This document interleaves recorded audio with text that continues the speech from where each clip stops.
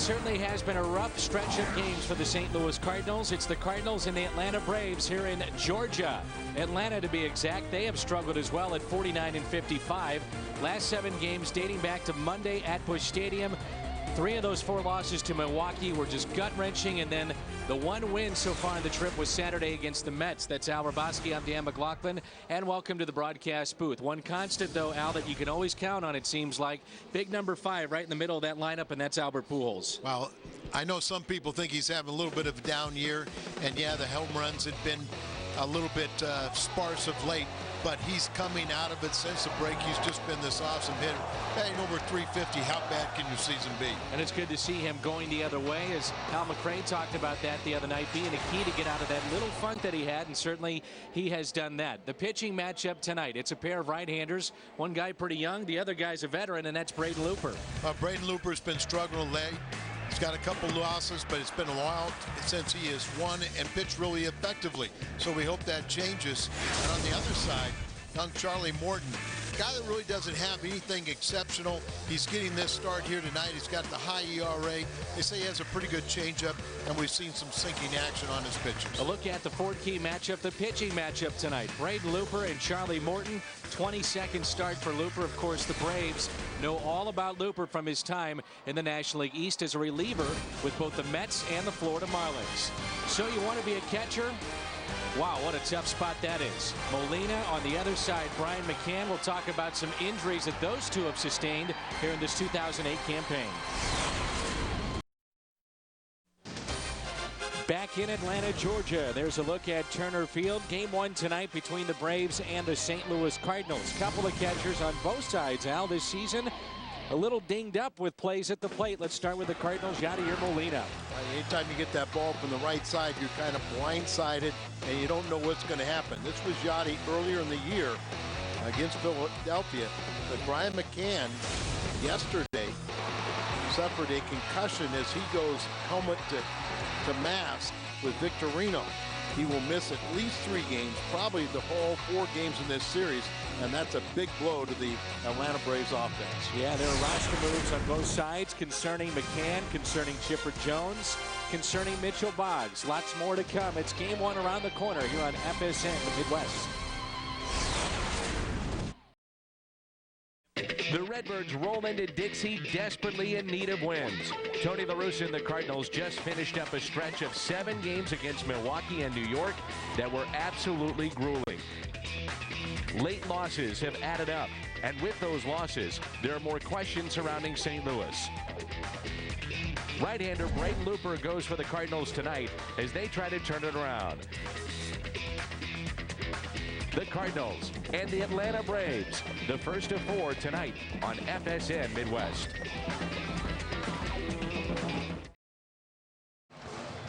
Cardinals baseball on FSN Midwest is brought to you by Budweiser. Reach for the perfect balance of flavor and refreshment. Budweiser, the great American lager. By Auto Tire, for the lowest prices in town with 26 locations to serve you. You ought to go to Auto Tire, the tire pros. By Steak and Shake, famous for steak burgers. By Geico Direct, a 15-minute phone call could save you 15% or more on car insurance. And by Southwest Airlines. With Southwest Airlines, you're now free to be more productive. Visit southwest.com today. Hot night here in Atlanta, as you might expect. It is game number 1 between the Cardinals and the Atlanta Braves. Atlanta starts play tonight banged up. A lot of moves with Bobby Cox's club. They're 7.5 games out. In front of them, Florida, Philadelphia, and New York. Meanwhile, for the St. Louis Cardinals in the Central, they'll start play tonight 4 games back of Chicago, 3 back of Milwaukee. A look at the Southwest Airlines starting lineup. See career at bats per home run at Turner Field, just over 8 for Albert Pujols. The only one better than that, Barry Bonds here at Turner Field. It'll be Schumacher, Miles, and Pujols here in the first. Ludwig, Gloss, and Molina. Then Joe Mather gets a start in left. Braden Looper, the pitcher, batting 8th, and Cesar Izturis 9th. Rico starter, Charlie Morton. This will be his 8th start of the season now, and he has a record of 2-3, and ERA is at an even 6. 6, and left-handers are batting .328 against him. Righties he does a good job against at .232. And behind Charlie Morton tonight, Kelly Johnson will highlight him, the second baseman for the Braves. 53 double plays, fifth most by a National League second baseman. First pitch is popped foul and out of play, and we're underway here at Turner Field. Skip Schumacher hitting .303 with 6 home runs and 33 RBIs. Only 9 at-bats in his career against the Braves. It's 92 degrees, our game time temperature. And the 0-1 pitch misses low and away. 1 ball, 1 strike. Morton was recalled today for the second time this season when he replaced Mike Hampton, who's going to make his start on Thursday. Mentioned that Bobby Cox's club is banged up. Chipper Jones goes on the DL. Tom Glavine is on the DL. Smoltz is done for the year. And that's just the beginning of it. Well, Tim Hudson, he wanted to make the start tonight. They put him on the disabled list. He is on paper scheduled to go tomorrow. That's not going to happen as Teixeira puts it away. And Hudson has been dealing with an irritation in his elbow and actually wanted to go on short day's rest. Yeah, and Bobby Cox said, hey, you know, he's a warrior. He wanted to come out and help this ball club, but we're going to do the prudent thing. We're going to shut him down for a couple weeks, let that elbow take a little time to heal, and then we expect him to come back strong as ever. Aaron Miles, the second baseman. Hard to keep this guy out of the lineup with the way that he's been playing. And that's a fastball at 93. They say the best pitch for Charlie Morton, as the team was studying video today in the clubhouse, probably his fastball. Good late action when he is right. He is 1-2 in his past 4 starts. And it was described as a live fastball. 1 ball, 1 strike. Real important series for both these teams. And you look at it from the Cardinals' perspective, partner, you've got Chicago and Milwaukee playing each other. You win your game, you're gaining ground on somebody. On somebody, and that's it. Another ground ball hit to the right side. Kelly Johnson over to Teixeira, 2 away. And the whole key is you got to win your ball game. It was something, wasn't it, to see Pujols' numbers here at this ballpark, Turner Field. 2 outs and nobody on. And Pujols only behind Barry Bonds for that home run ratio per at bat here at this ballpark. Is it a fine for Albert Pujols? I think he probably could afford it. Well, you want to I don't want to tell him. No, I don't. I know where you're going. Everything's fine by me. And a fastball is taken up and away. We never had this problem when Rawlings made the uniforms, did we? You'd have to tell me, Al. I mean, I've never seen, anytime you put anything in that back pocket and you take it out, all of a sudden the pocket comes up. Me, it drives me crazy, but I just think that none of these players really realize it. Keep their batting gloves back there, and then they reach in, pull them out. And then the whole pocket comes out. They don't feel it. 2 balls and no strikes on Pujols. At this ballpark, he's had 74 ABs, 9 home runs, and an average of .378. Now, Mel Hall. Remember Mel Hall? Yes, I do. Now, he would wear batting gloves, and then he'd put a pair of batting gloves in his pockets, rear pockets. So when you hit a home run, his batting gloves would wave bye-bye. He didn't have that long a career, did he? Now he's tucking in that back pocket, is Pujols. Fines rescinded. Yep, take it back. Here's Ryan Ludwig. 2-out walk to Pujols. Ludwig is hitting .287, 23 home runs, and 70 RBIs. What a play in the ball game yesterday by Carlos Beltran to take that home run away from Ludwig, which would have been number 24. Santana was very good.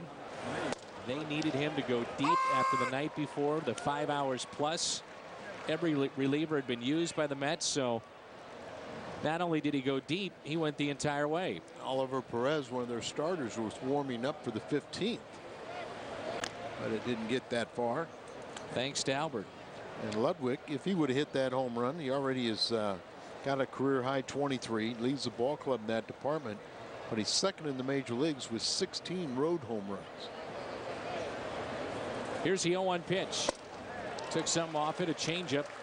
0-2. If you're wondering about Ricky Ankiel, I had the chance to visit with the Cardinal personnel, and they say that it's a lower stomach injury right now with Ankiel. Not considered to be too serious, but they say it bothers him more to run than to swing. He did it on the double Saturday night in the 8th inning.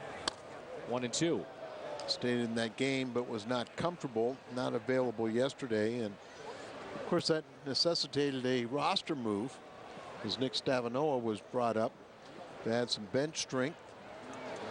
And then probably the most logical thing is, there you see Nick, that on Wednesday he gets sent down and you activate Carpenter. Here's a 1-2. 2-2.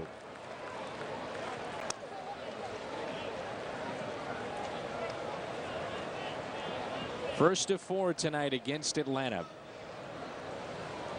Cardinals return home on Friday night. And it's a 3-game set with the Phillies as they come to town for the second time.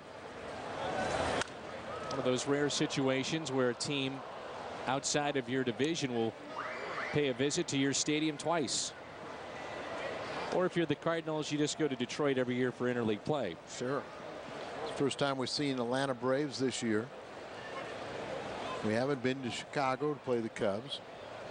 We haven't seen Arizona. Nor Florida. Cardinals are done with San Francisco and Colorado. San Diego. Maybe a different ball club that we're facing here. Bobby Cox's team has a very good home record of 31-20. But now with all the injuries, it's not quite the same, #1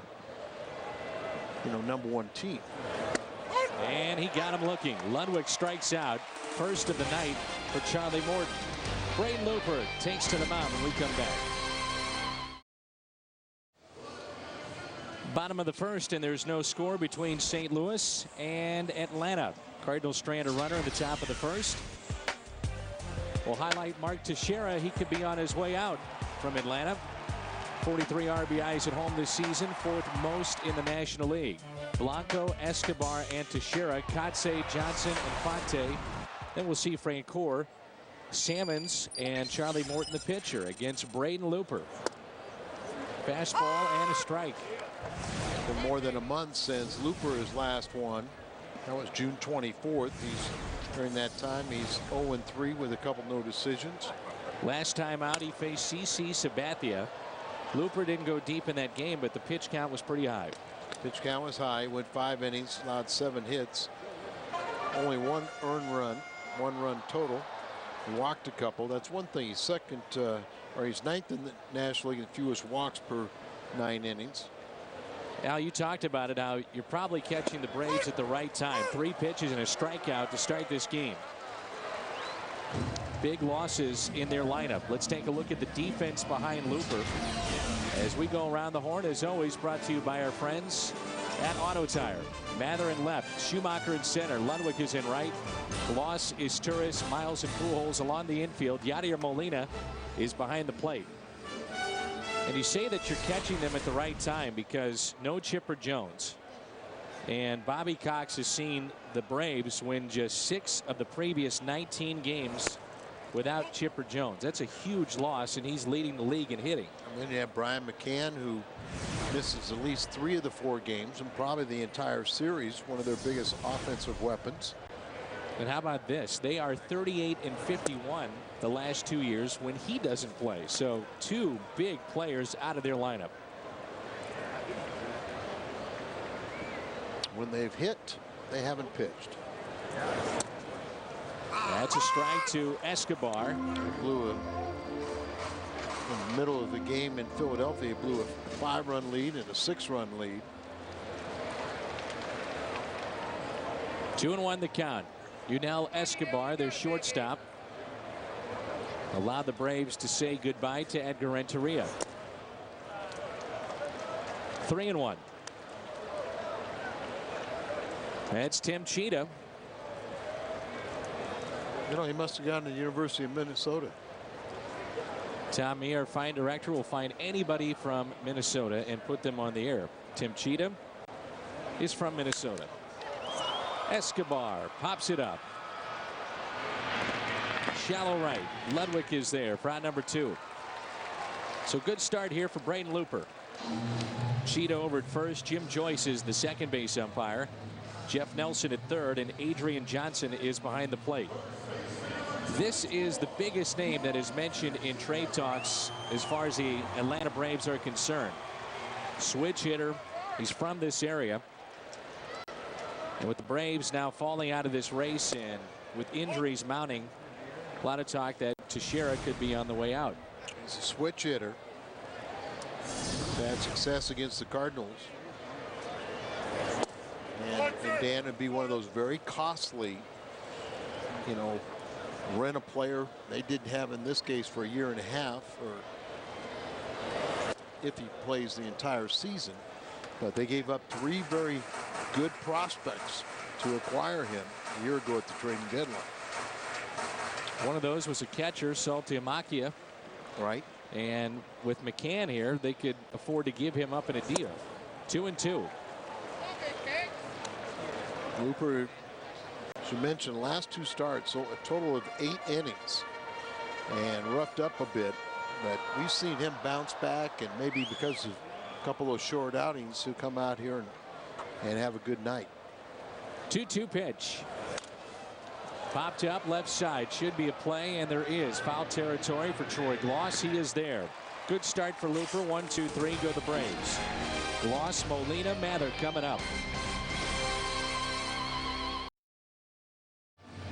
Top of the second, and there is no score here at Turner Field in Atlanta.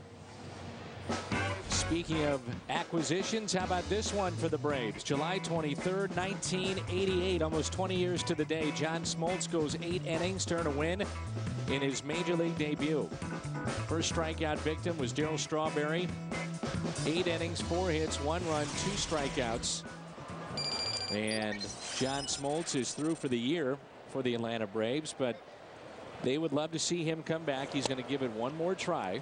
He's dealing with a shoulder injury. He tried to come back this year and change his arm angle, but that didn't work out. So they're not sure which direction they're going to go next year, but they're going to give him every opportunity to be either a starter or the closer for the Atlanta Braves.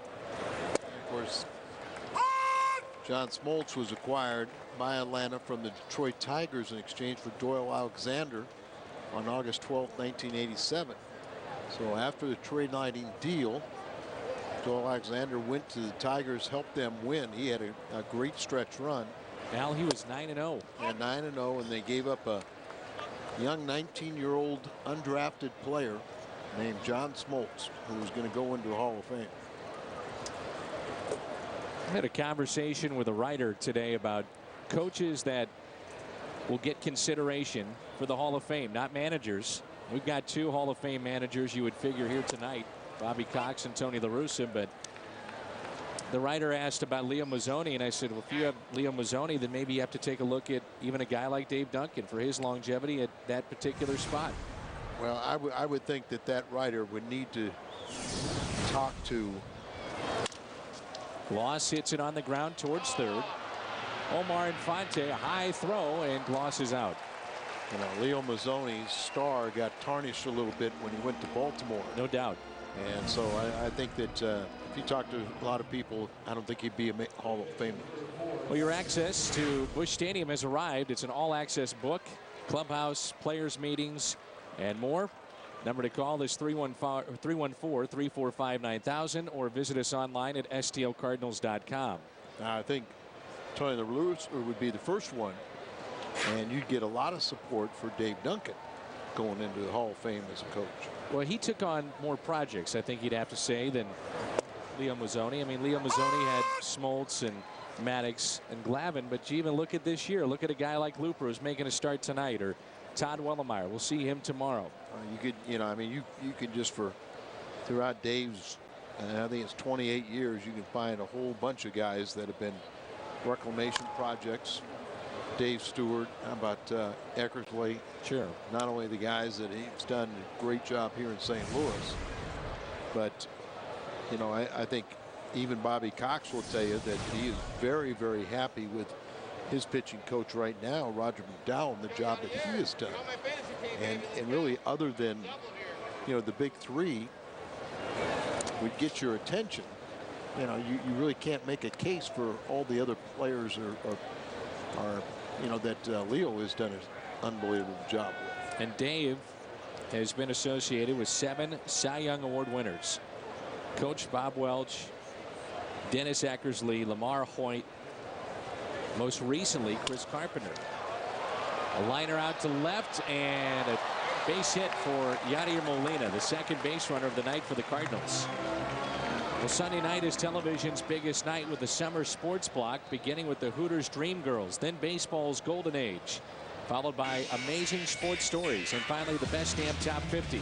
The summer sports block begins Sunday at 7 only on FSN Midwest. Dave, of course, made the transition from being a catcher to a pitching coach. He caught Vida Blue and Jim Hunter in Oakland, Jim Palmer in Baltimore, so he's been around this game a long time. Joe Mather gets a start in left field tonight. That base hit by Molina, the Cardinals first to go along with the walk to Albert Pujols. Mather has seen his average dip to 218. And Dave Duncan and Tony La Russa make a big announcement concerning their closer before the game tonight. If there is a closing situation, that goes to Jason Isringhausen. And I like that idea. Well, they felt that he threw better over the weekend. Now he has thrown in back-to-back games, and he was to play catch before the game tonight to see how he felt. But Isringhausen goes back in that closer's role. Then you have Franklin, McClellan for that 8th inning, Springer to get you out of an inning, Brad Thompson in his normal long relief role. But you have guys with defined roles, and this is the way it was supposed to be on opening day and beyond. It was then. Yeah. Blown saves, 25, most in the National League. Then you have San Diego, Washington, Milwaukee, and Arizona. Ryan Franklin has given up a home run in each of the past 3 outings, and all 3 have been costly. Where would this team be if you just, slice half of those, 10 of those? It's been such a strange year. Starting pitching has the best winning percentage in the National League. You have the most blown saves, the most losses in your bullpen, and yet the most holds in the major leagues. So they've done a lot of good things, and go back to when you do not score a lot of runs and you're involved in so many close games, no margin for error, and the pitching and the bullpen a little bit worn out. They have a tendency that you don't have that leeway to make a mistake. And Al, they've made a lot of mistakes. Yes, they have. And you said you like this move with Izzy. Why is that? Mather out to deep left center field, and the Cardinals go on top. Way out of here, Joe Mather with number 3, and it's 2-0 St. Louis here in the second.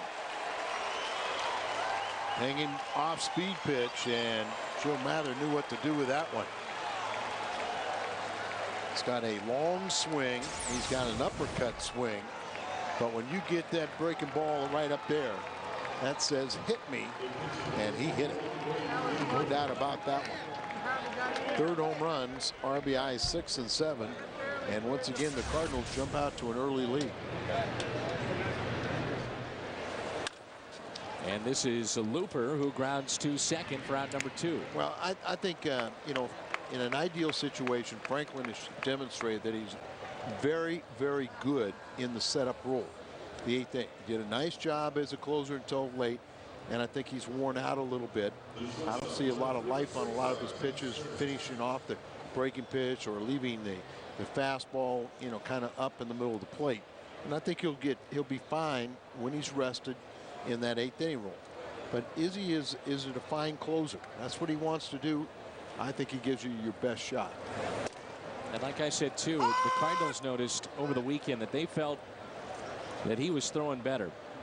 And I asked Dave Duncan why the move now, and he said, well, if we have to get him upset, we know he wants to close. Maybe that's where he's at in his career right now, to pitch with a little passion. Well, and not that's that he wasn't before, but to have that fire. But it's a very good point. And remember this from a standpoint. A lot of it is mental. And when he had his problems, he went to him and said, I can't handle it. Now he wants to close. This tourist taps it off the plate and to Teixeira. We'll talk more about Jason Isringhausen when we come back, but the Cardinals grab an early lead thanks to Joe Mather. It's 2-0. Joe Mather picks up the home run. The Cardinals pick up an early 2-0 lead. This Stadium Baseball history brought to you by Schnucks. Baseball Hall of Fame welcomes new members Bob Gibson and Enos Slaughter. July 28, 1985. Gibby and Enos Slaughter back in 1985. That pitch is taken for a ball by Mark Kotze. But again, back to Isringhausen, Allen, the mindset of being the closer and he wanting that job back. That's good enough for me. And being able to handle the pressure, wanting it once again. 8 saves away from 300.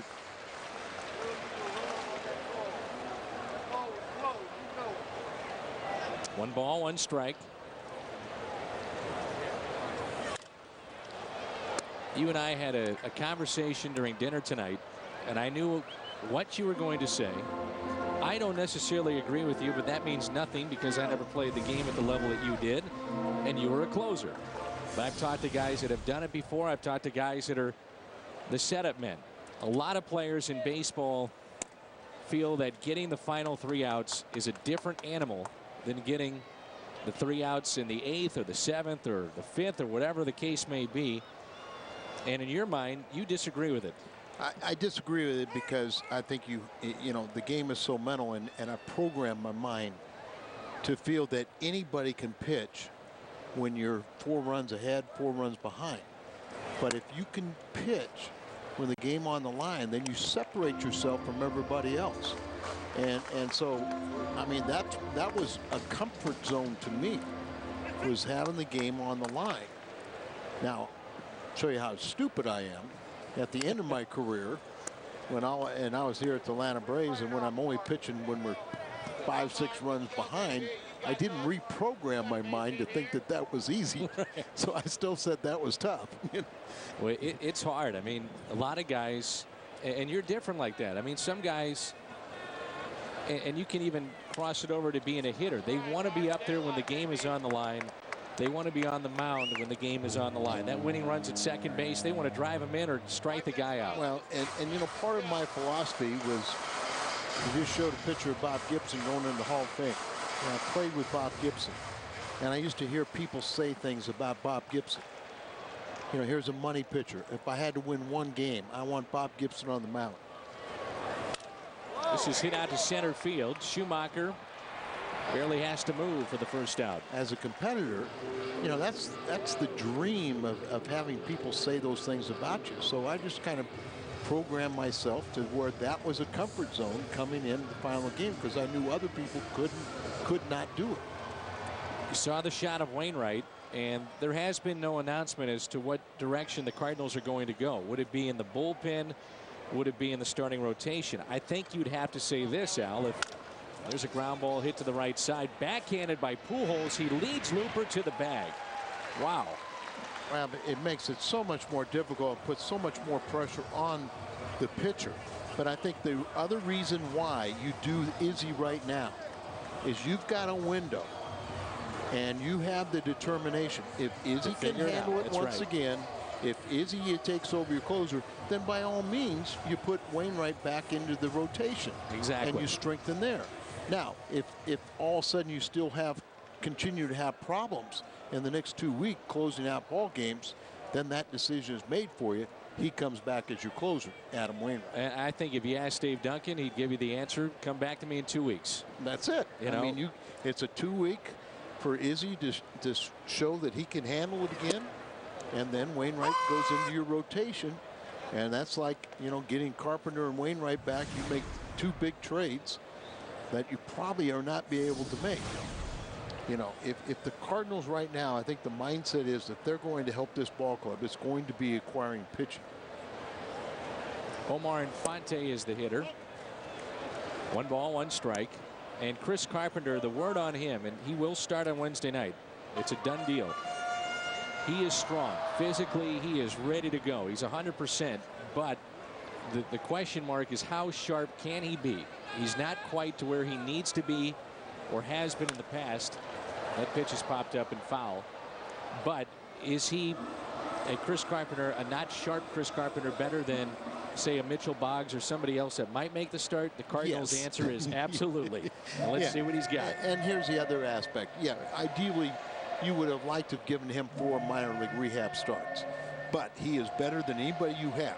He also so strong mentally. Once again, you get back to the mental aspect, that he will find a way to accelerate the competition level and be ready to pitch. Carpenter threw 78 pitches in his last rehab start, and Dave Duncan was saying that you're probably looking around 80 to 85, but it'll be game dictated. If he is struggling near, let's say, pitch number 60 and things just don't look right or he doesn't feel right, they'll take him out. Yeah, they're not going to push him too much. The pitch, it's not a pitch count. It's just kind of, you know, is he going through stressful innings? Is he showing signs of wearing down? And it's just going to be more of a feel. Here's a 1-2 pitch to Omar Infante. Ripped out to left, and Mather is there. So a couple of line drive outs. And that's 6 up and 6 down. Albert Pujols ranging towards second base. And the perfect lead. It's football season. Right to his wide receiver. Cardinals with a 2-run lead. It's 2-0 on 2 hits. The biggest of the night thus far early on. Joe Mather with his 3rd home run. And it's Charlie Morton going back to work in the top of the lineup for the Cardinals. Here's Skip Schumacher showing bunt and looks at a ball low and away. Not only did Skip write his name in the record book Saturday night, but he had Albert Pujols join him. Skip had a 6-hit night. First time that the Cardinals have had that since 1935, and Pujols hit 5 hits. First Cardinals duo to have 5 or more hits in the same contest since 1930. Cardinals, by the way, in the midst of 14 of their next 20 games on the road. But in a way, that's been a good thing for the Cardinals this year. A 28-24 on the road. Leadoff walk. And let's take a look at our pitch count brought to you by Chili's. 41 pitches and only 22 strikes. It's not a very good ratio for the young right-hander Charlie Morton. Best Damn Sports Show period is the greatest nightly sports show on television. It's coming up later tonight following our post-game show. The Best Damn Sports Show period only on FSN Midwest. The Best Damn World Yo-Yo Contest is coming up later tonight. So you go from baseball and our post-game show to a yo-yo contest, and we also have the final score later tonight too. We better not miss that. We won't.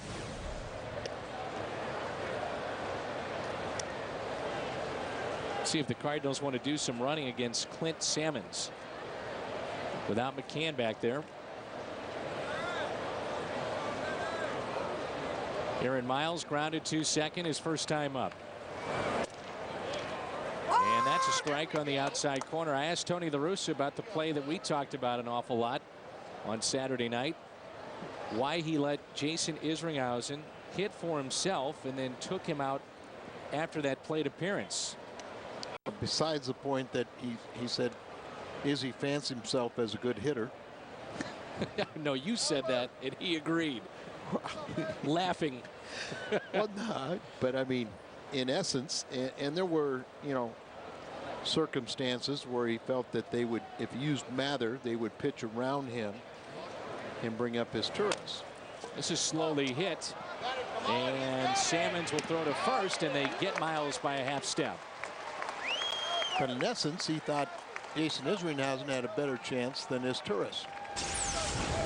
Here's a replay, and you'll see Clint Sammons pounce on this instead of the pitcher Charlie Morton. Swinging bunt right here, and Sammons, who has a pretty good throwing percentage in the minor leagues. He came up last year. Sammons also was Frank Coor's quarterback at their high school level. They had I think a state championship team. I mean, Frank Coor wasn't the quarterback with his arm? No, he wasn't, you know. You got to be kidding me. Well, you're wondering what the Braves might do in this spot. First base open, they'll walk Albert Pujols. Anytime we come to Atlanta, good number of Cardinal fans down here, and you can hear some of the boos with this intentional pass to Pujols. This will be the 3rd walk in this game. Now, Bobby Cox been around a long time. You have the two most active winningest managers, third and fourth in Major League history, between Bobby and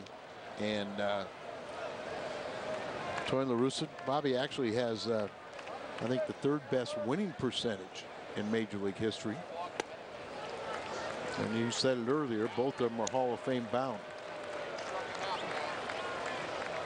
Bobby has been the Sporting News Manager of the Year 8 different times, most recently in 2005.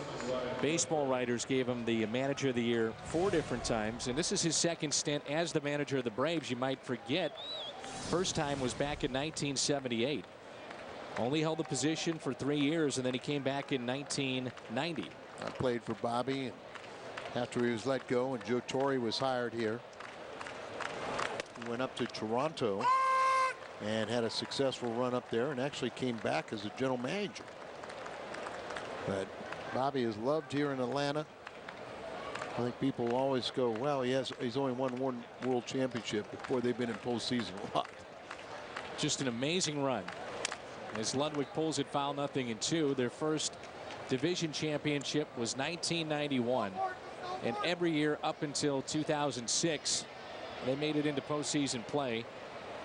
And I think maybe even more amazing was the fact that out of all those years they only have one world championship, and that was back in 1995. And people point to that an awful lot when they don't give Bobby credit, but he's been a great manager. The 0-2 is hit into center field. Schumacher will be held up at third and the bases will be loaded. Tried to sneak a fastball by Ludwig and he was ready for it. Bases loaded and just one out for the Cardinals. One thing the Cardinals do is they score early and often. You take a look at this all or nothing run differential this season. So if you're going to get to the Braves, hold them in check late and score early. Look at that for the Braves late in games. And that's what, you know, that gives you that great indicator where Tony says at times, you know, that this offense could take a lot of pressure off the pitching staff if once they get that lead they keep on adding to it. So one out, bases loaded for Gloss. Fouls it off the catcher's mask of Clint Sammons. He grounded out to third his first time up. Gloss is at 69 RBIs and 18 home runs we showed you earlier. So you want to be a catcher? Yadier Molina and Brian McCann getting just stuffed at the plate, and that one straight off the mask. You'll see some catchers, and that's more of the traditional mask, use the hockey style mask. There's a breaking ball and a strike, and if you have the hockey style mask and you see a player swing out and have that long follow through, you're kind of protected. That's one of the reasons that you see the hockey mask. Well, you also, but everyone wears a hard helmet now just to protect from that backswing where you get clunked in the head. Here's the 0-2, and Gloss is ready for it. Slowly hit to short, out there onto first, and they can't turn two, and a run will score. Hit just slow enough, and now the Cardinals own a 3-0 lead.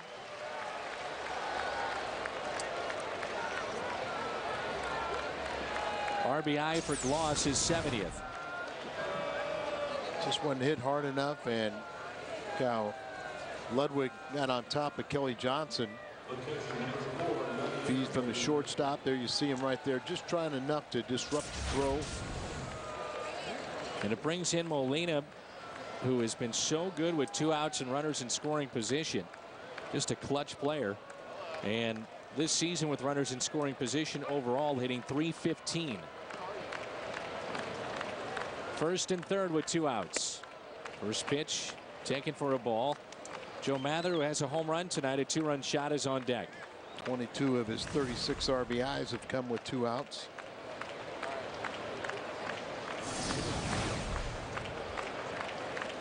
Here's a 1-0.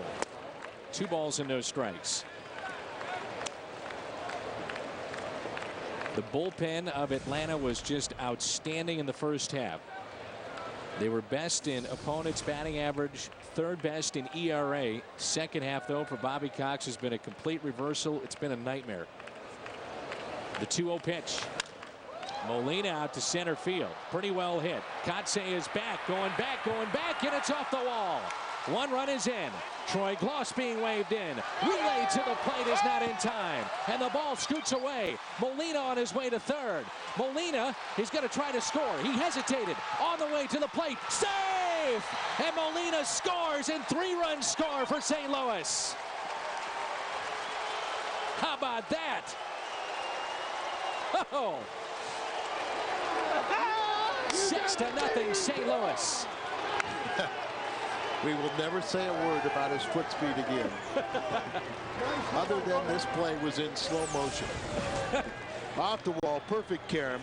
Gets it to the cutoff man. He airmails it. The pitcher was backing up third base and not home plate. And the carom goes all the way towards first. So now the cutoff man, Teixeira, has to get it. And by the time he threw it at home, they still had play and Molina at home. But there was a little jumble. And there's a couple guys who are at home plate. And he's chugging away. There was that hesitation. You saw the pitcher right there. And the catcher gets the ball. And by the time he applies a tag, get the pitcher out of the way. Clearly you see he's safe as he circles the bases on a double. 2 RBIs. Has to be an error on the shortstop in the throw, allowing him to go all the way home. How about that? And the Cardinals, with 2 runs in the second on a Mather home run, have picked up 4. And 3 of the 4 coming with 2 outs. First pitch to Joe Mather is taken for a strike.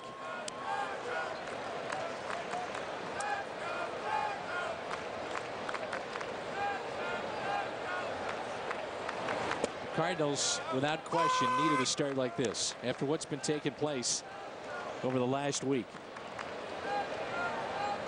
Oxygen, not water. Here's the 0-2, another breaking ball, and it's taken for a ball by Joe Mather.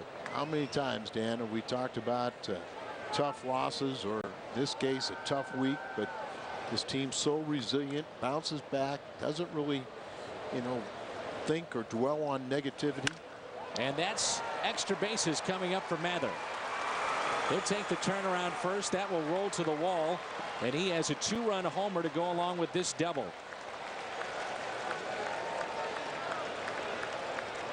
Joe Mather needed to start like this too. Yes, he did. Average is .218 and jumps on a 2-run home run. Now another hard hit ball down left field corner for an extra base hit.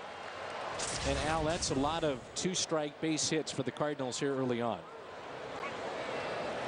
Morton just can't put the Cardinals away. For the guy with a sinker, he's getting the ball up. 1-0 on Looper, who grounded out to second his first time up. Well, his teammates will have some fun with him with his great speed to score all the way from home back to the plate. Kotsay just kept drifting on that too. Kotsay, one of the better outfielders, and also, he usually has a high assist total. He got the carom perfectly, and he hit the cutoff man, but it was the shortstop airmailed home plate, and then the pitcher was backing up third, not home. Ball got away, went down the first baseline. This is chopped to the left side, taken by Infante. Big inning for the Cardinals as Looper is tagged out by Teixeira. Albert Pujols having some fun watching this one. Pujols with a couple of walks and trying to help out Yadier Molina, one of his best friends on the team. It's 6-0 midway through 3. Baseball on FSN Midwest is brought to you by your St. Louis area Kia retailers. Kia, the power to surprise. By Taco Bell's new Frutista Freeze, available in 2 delicious flavors topped with real fresh strawberries. Refresh your day. And by Bank of America, the official bank of the St. Louis Cardinals. 6-run lead for the Cardinals here in the bottom of the 3rd. Yadier Molina with a big double, and he's 2 for 2 with 2 runs scored. After he was safe and expression he had on his face, looking at Albert Pujols, was priceless. He plays with a smile all the time and a little flair, you know? And I mean, you'd love to see it because you know how much he enjoys playing the game, plays it right. So the Cardinals pick up 4 in the top of the third, and they lead it 6-0. Here's Jeff Francoeur, who at one point was sent down to the minor leagues. He's actually sent down to Double-A to try to get his swing back.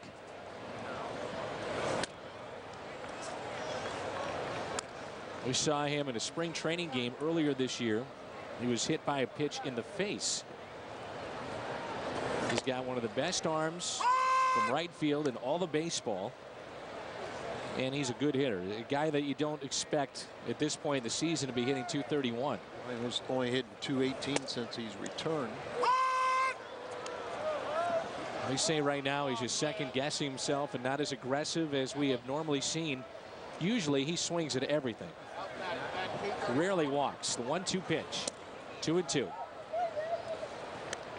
Well, his reputation would go like 100 at bats in between walks. Pitchers find that out. They don't throw you strikes. 2-2 pitch. We'll visit with Cardinals GM John Mozeliak in the bottom of the fourth. Come on, 3-2. Francoeur base hit into right. The first base hit for Atlanta tonight. Cardinals camp out presented by Bass Pro Shops, and Tracker Boats is back on Friday, September 12th. Cardinals take on the Pirates. Come spend a night on the field and under the stars at Busch Stadium. Number to call is 345-9000 or visit us online at stlcardinals.com.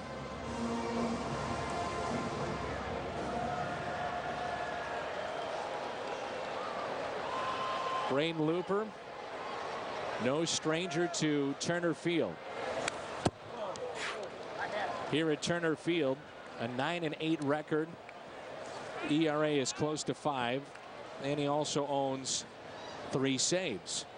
I was noticing when they did the famous chop that this cow up there was doing the chop too. Eat more chicken. We saw some unique signs. Chick-fil-A? Yeah, on the highway on the way to the ballpark. No balls and 2 strikes on Clint Salmons. Looper has 55 games against Atlanta. Only Washington and Philadelphia have seen him more. His days in the National League East, New York, and Florida. Had 1 start last year against Atlanta, didn't go well. 2 2/3 and 7 runs. Yeah, this is that went last year, you know, was a learning experience for him. When he had a bad game, he just couldn't recover. And this year he's been a lot more consistent. You know, he'll keep his team in a ball game. Matter of fact, 2 starts ago, he only went 3 innings. He got a no decision, and he got roughed up in that game. But more times than not, you know, he's avoided those really bad outings. 2-2 pitch. Needs a double play. He may get one here. Izturis, Miles, Pujols, double play. 6-4-3.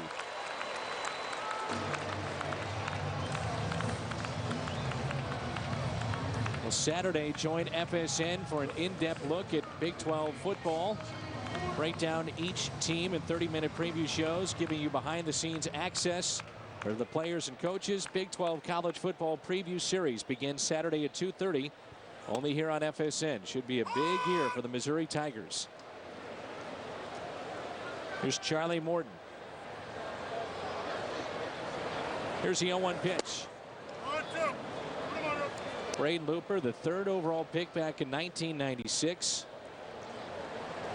In year 3 of his 3-year contract with the Cardinals. The 1-1 pitch. He was signed as insurance for Jason Isringhausen. Let's check in with Brent. Brent. Well, I just wanted to say Kansas State football is going to have another resurgence, kind of like they did about a decade and a half ago. I know Mike Helling, our director, gets his KU stuff in a lot. I wanted to plug K-State. Thanks. All right. Thank you, Brent. Top of the 4th rolls in when we come back. Cardinals baseball on FSN Midwest is brought to you by Southwest Airlines. Cardinals lead it 6-0 here in Atlanta. Cesar Izturis back to hitting from the left side. We're sitting below 200 against the righty Charlie Morton. Has he given up switch hitting?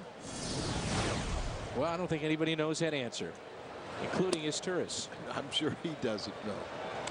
Now, it made sense on Saturday night when he had a submariner coming in there. They're very tough for him to bat left-handed. You know, a right-handed submariner. They're very difficult on the right-handers, but you're either going to do it or you don't do it. And he did tell me he wasn't feeling comfortable left-handed, so that's why he said he was going to bat exclusively right-handed for a while. That lasted about 2 games. 3-1 on Izturis. Well, my point was when I suggested he just bat right-handed, it's his natural side, his strong side, and he's in there for his defense.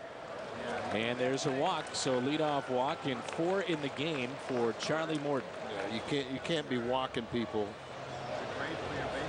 One of them was intentional, but leadoff walks really hurt you. Let's take a look at this list. Most games started by rookie pitchers. 40 this year for Atlanta.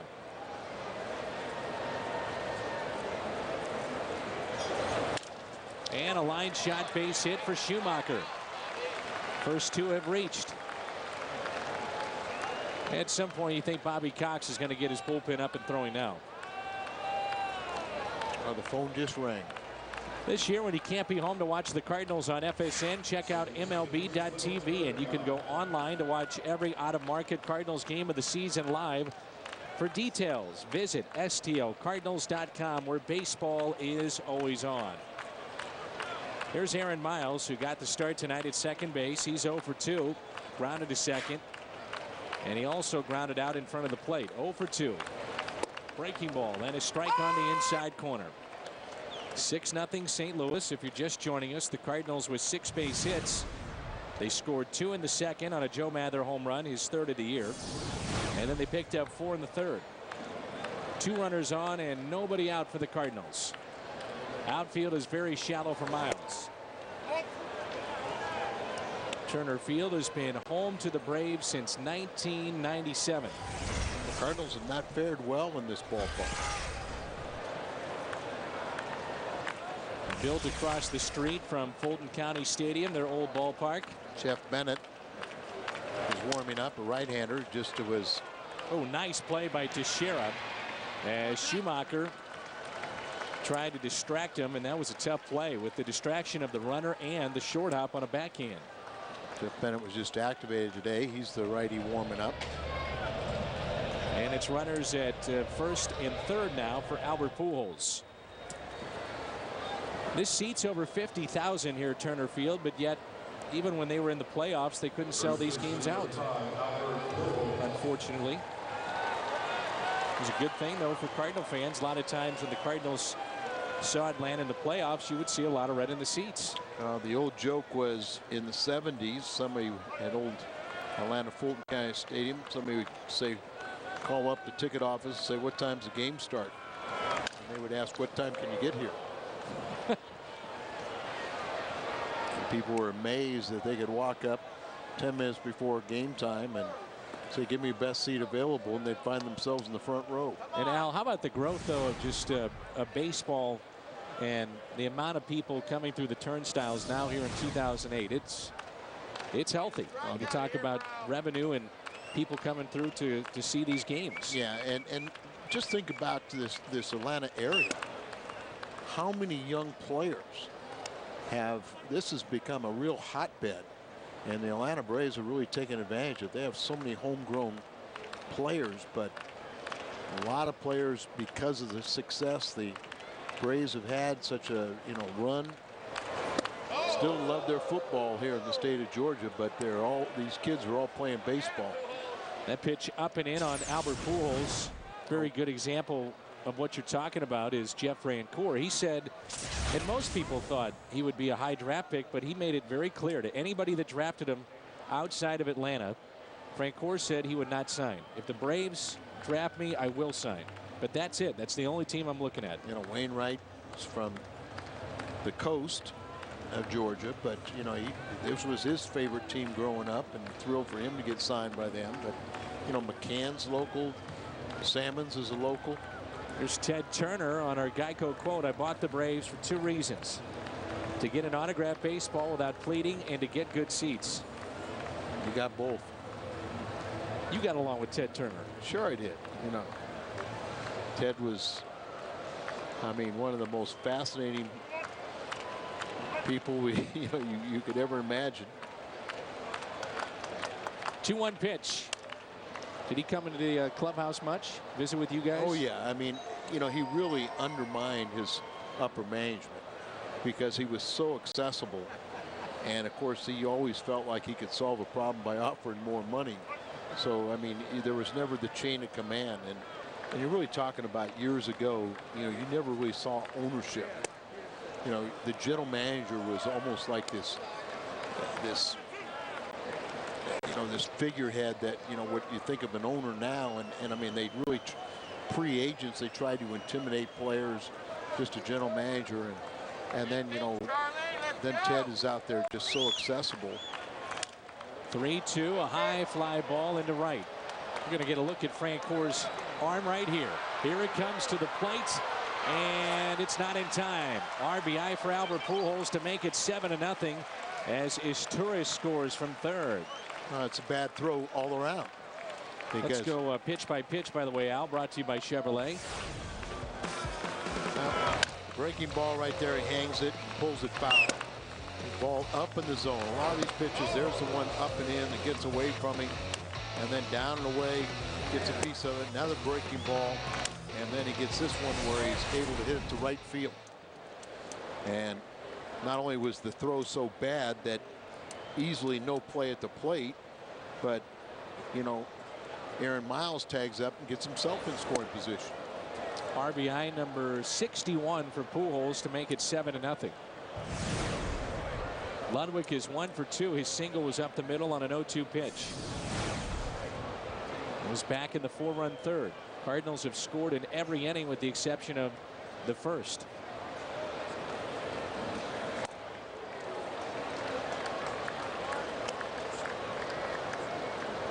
The Braves will have the top of their lineup coming up in the bottom of the 4th.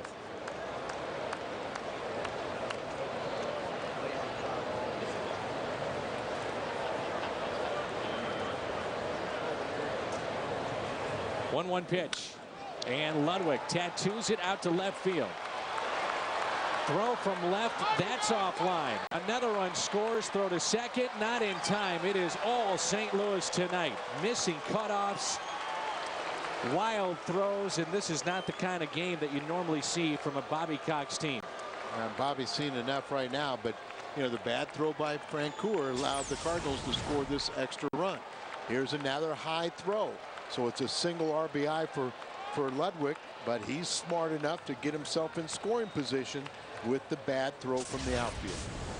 That's RBI number 71 from Ludwig, and that's going to be it for Charlie Morton. Came in with an even ERA at 6. It's on the rise. 8-0 St. Louis.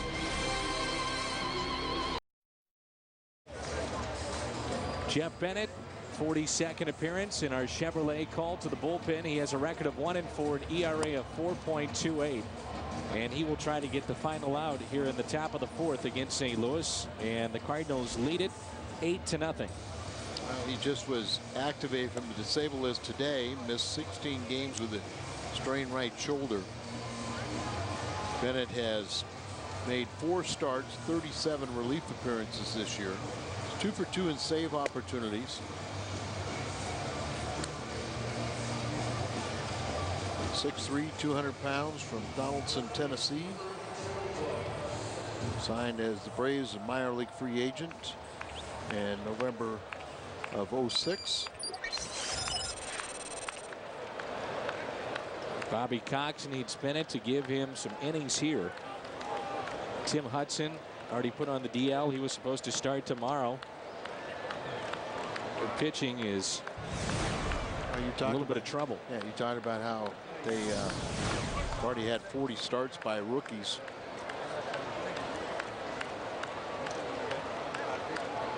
First pitch to Gloss, grounded to short.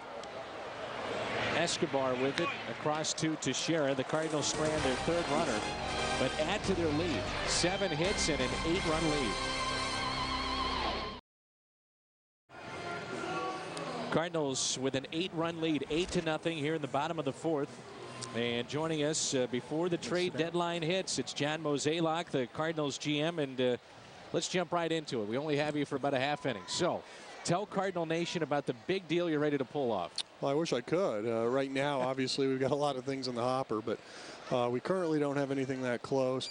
We're looking at just different ways we can improve this team. And obviously, over the last week or so, saw some glaring needs coming out of our bullpen, something that if we can address, we will try. And I can tell you, we're not going to leave any stone unturned. Number one need, you think, right now?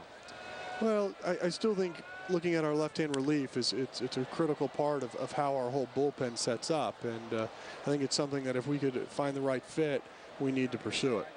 I know one thing that Tony La Russa's 2 pitching coaches, and Marty Mason a big part with his success, and Dave Duncan, they think they found the mechanical flaw in Randy Flores' delivery.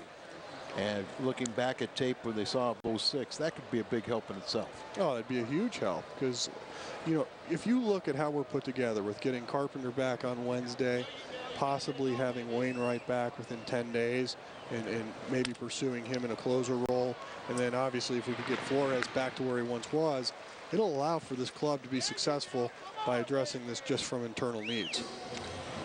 6 o'clock today. Let's take a look as John Mozeliak is with us, and there is Russ Springer on the left and Randy Flores with Marty Mason working on different deliveries and maybe what was happening with Randy Flores the last couple of weeks of this regular season. I thought he was sitting down too much on his leg, and then his slider and his pitches were flattening out. Instead of in 06, they were showing him that he was throwing more in a downward plane to where you get that action and keep the ball down instead of hanging up. Here is Escobar, the shortstop, with 1 out. John, how active do you think in a general sense is the market going to be now in the next 48 hours, not just with the Cardinals but with all teams in Major League Baseball? Well, I think what based on what I'm hearing and really from what I can gauge from what other people are telling me, there appears to be a lot of rhetoric going on, but I don't know if it's going to be that exciting of a deadline this year. Have things changed to the point where teams are saying, okay, for instance, the Cardinals could go get a Jim Edmonds, find a year of a deal. They get a role in a guy that's going to be at a free agency stage and pull off the deal. Are those days not completely gone, but for the most part, are people changing the way that they think because of that? I think the way people go about our business today is different than it was 5 to 10 years ago. But more importantly, when you make that investment into some of those bigger players, unless your team is just going nowhere, you want to keep that core intact, and that's why you sign them to long-term deals to begin with. And with that said, it just doesn't appear that many teams feel they're completely out of it at this point. And it's also everyone is starting to value their top prospects a lot more so than they did years past. Well, I think that's definitely true, and part of that's probably because of the escalation in signing bonuses. And once you make that commitment, you want to see something in return for your investment. Are you a believer in saying that player X is untouchable? Is anybody untouchable? No, we have that discussion all the time internally because we hear it so much, and honestly, nobody's untouchable. That's out to deep right field and off the wall. Played by Ludwig. Teixeira on his way to second base, and it's a double.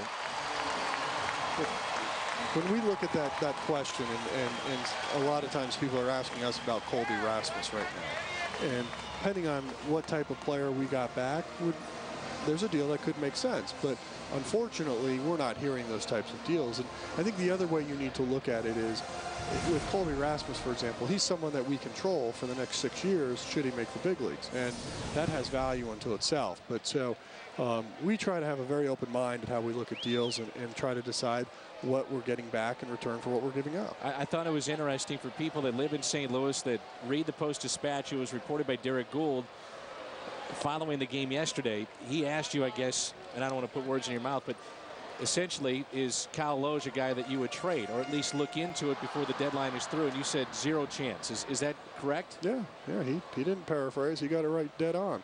And it's something that, I look at what he's done for us and how this team is playing. The worst thing in the world we could do is give up on pitching. So if anything, we'll try to add to it.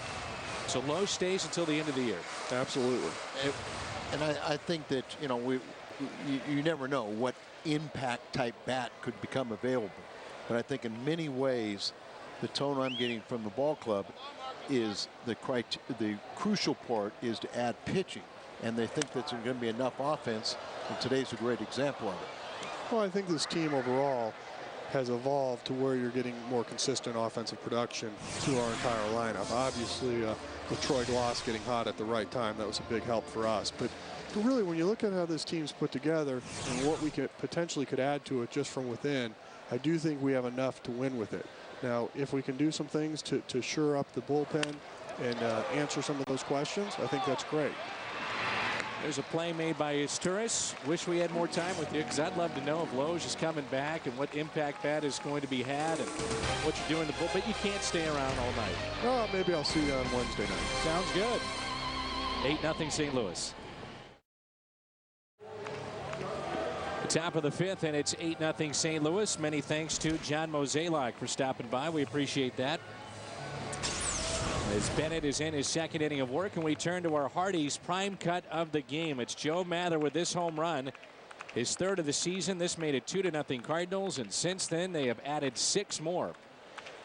Hardy's prime cut of the game, and Mather tonight with a home run and a double. And here's Molina with arguably, Al, the biggest play of the game with his double. Circled the bases and plated 2.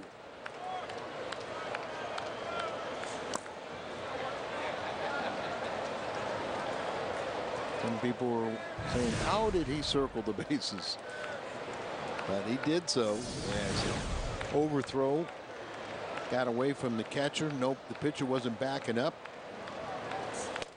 And he was standing on second base when their catcher jumped up to try and catch the high throw. So it rounded the third base bag. A slight hesitation.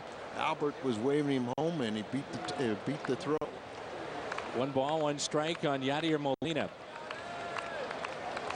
8-0 St. Louis, and Yadi hits it into right. Francoeur makes the catch. Good play. Takes a hit away from Molina. Very nice play out there by Jeff Francoeur. So Kyle Loge, who had won 9 consecutive decisions and had not lost in his previous 14 starts, is not on the trade block, according to John Mozeliak. Good play by the right fielder Francoeur. Still would seem like it'd be due diligence just to see what his value might be. Just dangle it out there and see what you can get. And I think one thing we got to remember is reading between the lines from what John said is I think that if there are more deals, a lot of them are going to come after the trade deadline when players clear waivers. Mather up the middle, and another base hit. Joe Mather right now, folks, and we're only in the 5th, is a triple away from the cycle. Obviously his best offensive game at the big league level. 3 for 3. 2-run home run, a double, now a single. So 1 out base hit for Mather, and let's take a look at the Aflac trivia question tonight here from Turner Field in Atlanta. Who owns the Cardinals record for the most sac flies in a season? Most sac flies. And that ball gets away, so Mather moves up into scoring position. I'm going to make a guess and say Roger Maris. Is it Silent George? 14 back in 1982. I like Roger Maris knew the intricacies of the game so well and knew that you didn't always have to get a base hit. You could get RBIs by grounding the ball the opposite field or the sac flies. Now the question, I wanted to ask John this, but In all honesty, we did run out of time. We should have done it when we were hitting. Yeah. If Loge is going to be here for the remainder of the season, at what point then do you start at least throwing some numbers at he and his agent? And I can't answer that one for you. You know, Al, and it's a unique spot because you don't know the marketplace. You don't know if he hits the open market, somebody may just blow him away. Yeah, I think if he reaches the open market, the Cardinals have no chance of signing.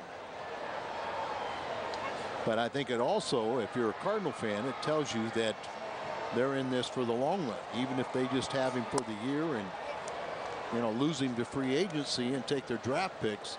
They feel he gives you their best option for the team to win this year. And let's just say that Izzy gets back in that closer's role, and then you have Wainwright go back in the rotation. I mean, that's a pretty good three right there. Well, and the one thing that talking between innings, and you can see Carpenter and Wainwright, and boy, that's good to see those guys sitting on the bench talking baseball.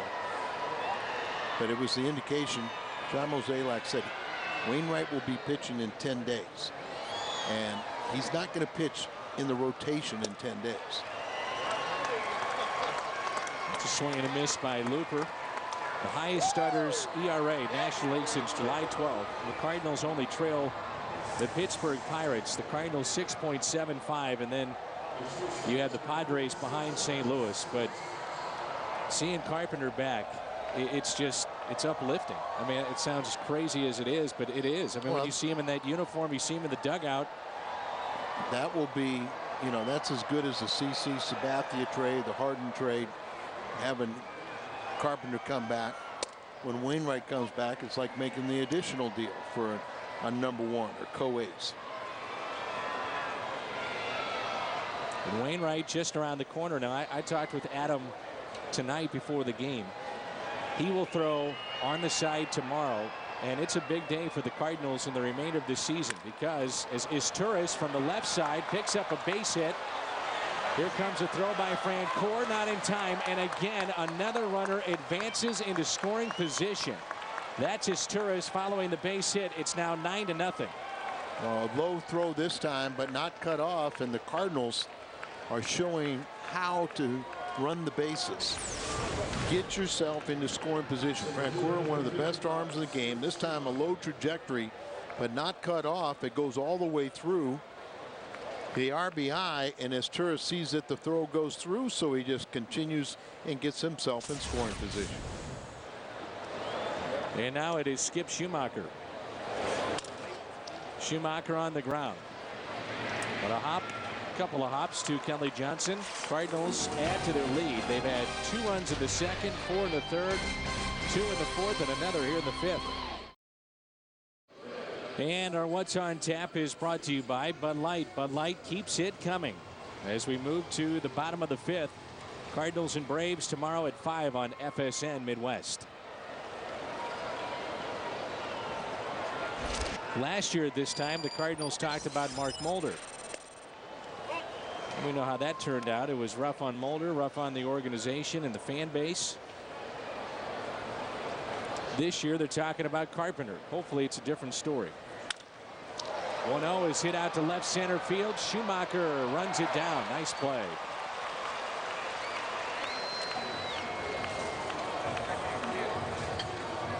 Schumacher was playing Kelly Johnson a little bit to pull. He's on right center, and this ball's going to slice away from him, but he got a very good jump on it and tracks it down, reaches up last second, hauls it in. You would figure if Loge is coming back, Al, you're talking about no matter where he goes, 3, maybe 4-year deal. And with every start, it seems like with the exception of yesterday, he's making himself a lot of money. That's right. That price tag has gone up. So you would think that with everyone looking for starting pitching and a lot of deep pockets, that someone's going to be able to pay a lot more than what the Cardinals are going to want to do. There's a liner over Izturis.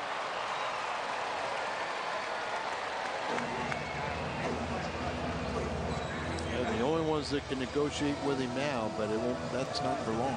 Scott Boras, I mean, You just don't know what to expect. You go into a negotiation at this point in the season after what happened to Loge the offseason last year. Scott Boras is probably saying, look, you've only got 2 more months to go. Well, I want to hold off and just wait to the open market. That's it. I mean, last year he was looking for a 5-year contract, you know, at $10, $11 million a year. Obviously did not get that, but his numbers are so much better this year that it wouldn't be surprising if somebody pays that price tag. Rancourt looks at ball 1 ball, 1 strike. He singled to right his first time up. And you would think that the Cardinals probably would not want to go more than 3 years. 1 out, runner at first. Looper has had 1 double play behind him. This would have been number 2. Get the lead man. And it brings in Clint Salmons, the 8th place hitter. Saturday, August 2nd is Creve Coeur Family Photo Night at Busch Stadium. Bring your cameras. Gates open at 4:15. Get to go on the field, snap up-close pictures of all your favorite players and coaches. Creve Coeur Camera Photo Night, Saturday, August 2nd. Salmons has hit into a double play. He's 0 for 1. Loge was telling me in New York that this has just been the perfect spot for him. Dave Duncan has worked very well with him, whether it be with a game plan or accentuating his positives, which, in his opinion, the 2-seamer, which is the sinker, and throwing that slider instead of the curveball. I agree with you, but rarely does. And it seems like from a distance that Scott Boras doesn't take that into consideration ever. So unless Kyle will stand up for himself and say, this is where I want to be, and I want to be in this environment where I've been very successful, like my teammates, like the city, like working with Dave Duncan and what he's accomplished for me. And the almighty dollar usually rules Scott Boras, and his ultimate guidance to send a guy to the highest contract. And I was talking about Wainwright before that final out in the top of the 5th. He will throw curveballs presumably close to 100%, if not at 100% tomorrow. Before he was just spinning those, meaning he wasn't putting total pressure on that finger. But tomorrow he's going to step it up, amp it up a little bit, and then see how he feels. But he told me, Al, that last time he threw on the side like that, by the end of it, no pain whatsoever. Right. No, that doesn't surprise me at all, and he's going to have to do that if he fulfills the wishes of the club to be ready to pitch in 10 days. 2-2. 9-0 St. Louis here in the 5th. Do you send him out on a rehab? It's a good question. Dave was saying, Dave Duncan, that his arm is in pitching shape. And the reason I say that is because he was able to do exercise and throw when he had the finger condition. Salmons is the 3rd and final out. And coming up, it's Miles, Pujols, and Ludwig. 9-0 on 9 hits for the Cardinals. Cardinal baseball on FSN Midwest is brought to you by Rico. Move your ideas forward with Rico dependability. By your Missouri, Illinois Dodge dealers. And by Jack in the Box. We don't make it until you order it. Our game time temperature was 92 degrees. It was muggy, it was hot, and now it's pleasant. Here in Atlanta, Georgia, 9-0 St. Louis.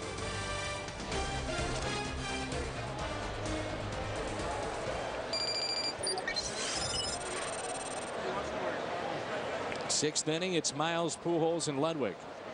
Cardinals with 2 runs in the 2nd, 4 more in the 3rd, 2 in the 4th, and a single run in the 5th. That pitch misses low and away. 4th at bat for Miles. He doesn't have a hit yet. What's going on?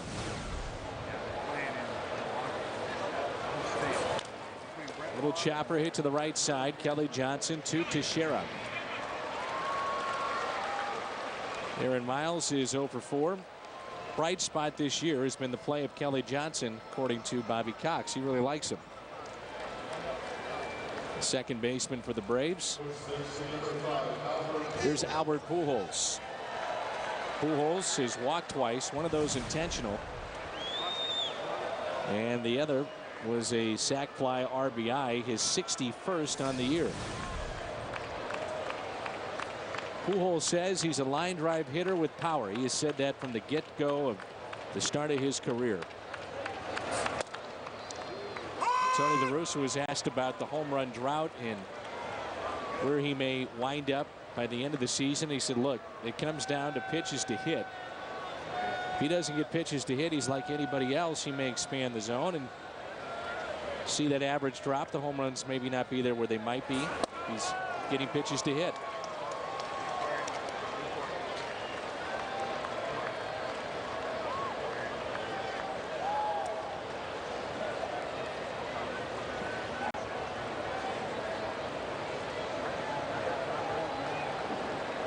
Saw him go deep on Johan Santana last night. Should say yesterday afternoon at Shea Stadium. That was number 20 when the game was out of reach. And Hal McRae will tell you one thing he loves about Pujols: work ethic. And no matter what the score is, you know, in the game, up or down by a lot, never ever gives away an at bat. You might get him out at times, but you're going to know you're in competition. Pujols is sitting on 20. Out to right center field. Kotsay is there and has it for the out. That's number 2. Tomorrow, the Cardinals' 4-game series against the Braves continues here on FSN Midwest. Tune in every night at 5 during this series. It's the Cardinals and the Braves here on FSN.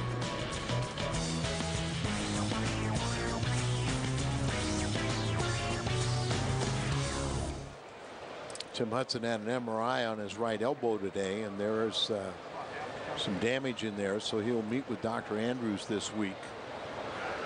He wanted to start this game. Still listed on some of the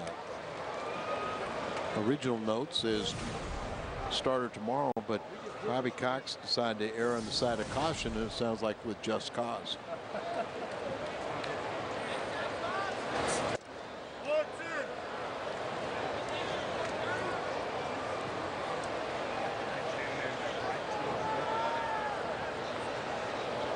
One ball, one strike on Ludwig. Couple of base hits, a run scored, and an RBI tonight. The 1-1. Just missed inside. Bennett, this right-hander, is in relief of Morton. Charlie Morton only lasted 3 2/3. Gave up 8 runs on 7 hits. Walked 4 and struck out 1. You would assume that this would be Bennett's last inning of work. He's scheduled to be the first hitter. The 2-1 pitch.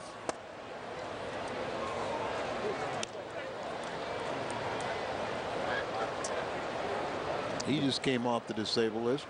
Looks like Atlanta Braves have got they've got half their players on the disabled list, and the other half just got off. Boy, you just hope the best for Hudson.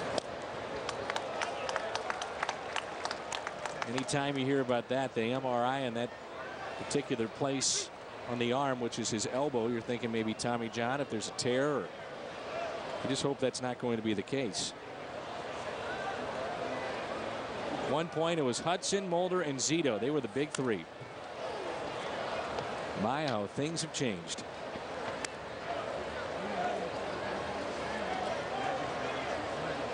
That's why it's a crapshoot when you decide to sign a guy long term that's a pitcher. You just don't know. Well, and it's another aspect where a lot of clubs are talking about Oakland's closer now, Hudson Street, and people are saying the velocity is down, and they're saying if he's available, you know, maybe there's something Oakland knows about his arm and the soundness. Strikeout of Ludwig will flash back to 1993 when we come back. Well, let's take you back to 1993. So we flash back here on FSN, July 20th, 1993. The press box catches fire in Atlanta, and Fred McGriff had made his Braves debut, the Crime Dog. It was between BP sessions, the Braves and Cardinals. Game was delayed. Fred McGriff making his debut. He also, in that debut, hit a home run off of Rene Arocha. Yeah, his first as a Brave, number 210 in his career.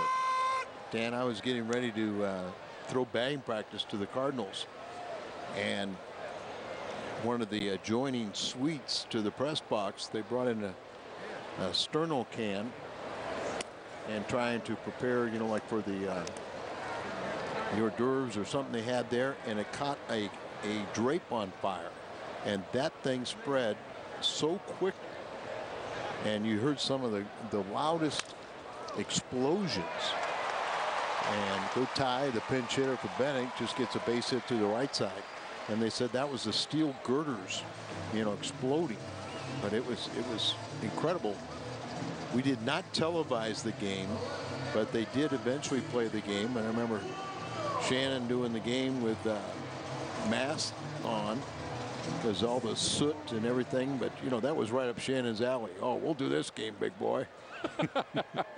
Just to add to it, right? A little flavor to the game. Fire's not going to stop him. Oh, no. You were probably working with Joe Buck, weren't you? I'm not sure who we were working with, but you know, they said we can't televise, you know, and our booth was gone, and Mike and Tom and I and we and whoever else we watched the game on television, you know, in some downtown eatery.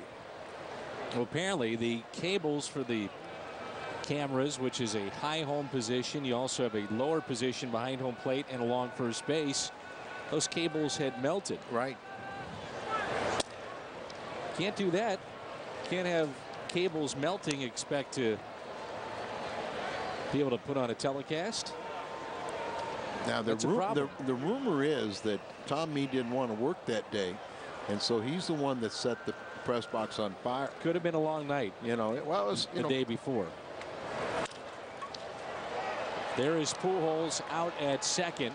No play at first. It's scary, Dan, but my wife is watching the broadcast, and she said, yes, it was Joe. She remembers. You've gone through plenty of us. I've killed a lot of brain cells, so I couldn't remember. So Blanco grounds into the force play at second. And here is Yunel Escobar, who is 0 for 2. Braden Looper. I would have to say that this signing has been a pretty good one for the Cardinals when you consider the amount of money that he has made over the course of the 3 years. Remember, his first season, Looper was insurance in case Isringhausen couldn't pitch as their closer. He was a reliever. He had 9 wins as a reliever in 2006. Cardinals go to the World Series, win it. Last year, first year as a starter, he had 12 wins, which was second on the team. And this year, Braden Looper was still plenty of time to go in the season. Trying to win game number 10 right here tonight. That's right. So that's production from that contract. Yeah, and maybe it was a little bit high when you saw his original contract as a reliever, but a bargain as a starter. He'll be a free agent after this season. He'll struggle a little bit in July, but he's not struggling here tonight. There's a 1-1 pitch, misses inside to Escobar. Been more than a month since his last victory. June 24th, his last win. He's inducted into the Wichita State Hall of Fame. Out to deep right, Ludwig on the move, and he won't get it. Over his head, bounces off the wall. Quickly gets it back in. Runner being waved into the plate, he will score. And the Braves get on the board. It's 9-1. Escobar picks up his 39th RBI.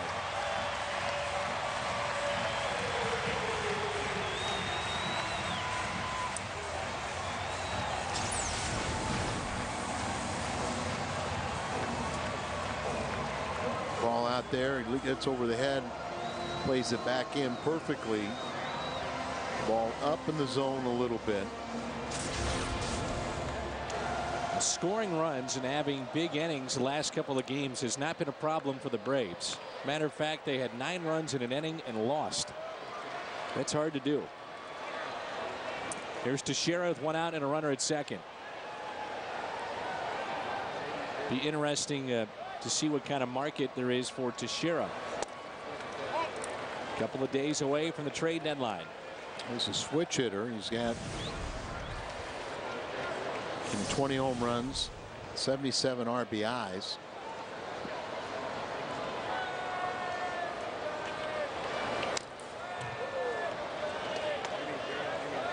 Most of the teams that you think about with big bats have first baseman. Now, what would happen if the Boston Red Sox, let's say, would trade Manny Ramirez? And Ramirez is out in Boston. Teixeira maybe goes to Boston. You could see them trying to pull off a deal. We've got a pretty good one in Euclid, but he can play different positions. Manny's saying that he's tired of Boston and they're tired of me. They had no problem trading Nomar Garciaparra, remember, back in 2004, which at the time was a controversial deal. For many years he was the face of their franchise, and Manny Ramirez for many years has been the guy that has been just an unbelievable run producer in the middle of that lineup for the Red Sox. He's still as productive, Al, and you take him out of that lineup, I'm not sure you're helping yourself. I'm not sure if you say that he's the face. Maybe you say he's the hair. I would say that's a good description of him. The hair of the franchise. It's a common term. Yes. 2 balls, 2 strikes on Teixeira, who's 1 for 2 with a double. Got him on the inside corner. Tailing action on that pitch. Looper picks up his 3rd strikeout. When you're in Atlanta and you see a pitch like that, you think of Maddox, a right-hander. You can fire that ball into a left-handed batter, have it just think that it's inside, and then it tails right back to the corner.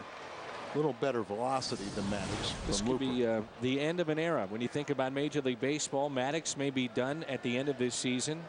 Smoltz, you don't know if he can come back and pitch next year, so he might be through. And Glavine has yet to make a decision as to whether or not he will come back. Very well might not come back next year.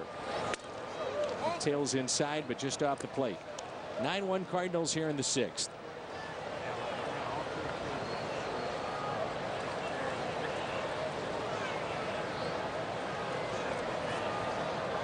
'14 straight division titles. Last 2 seasons, it's been a struggle. Last 2 years for the Braves, 163 and 161.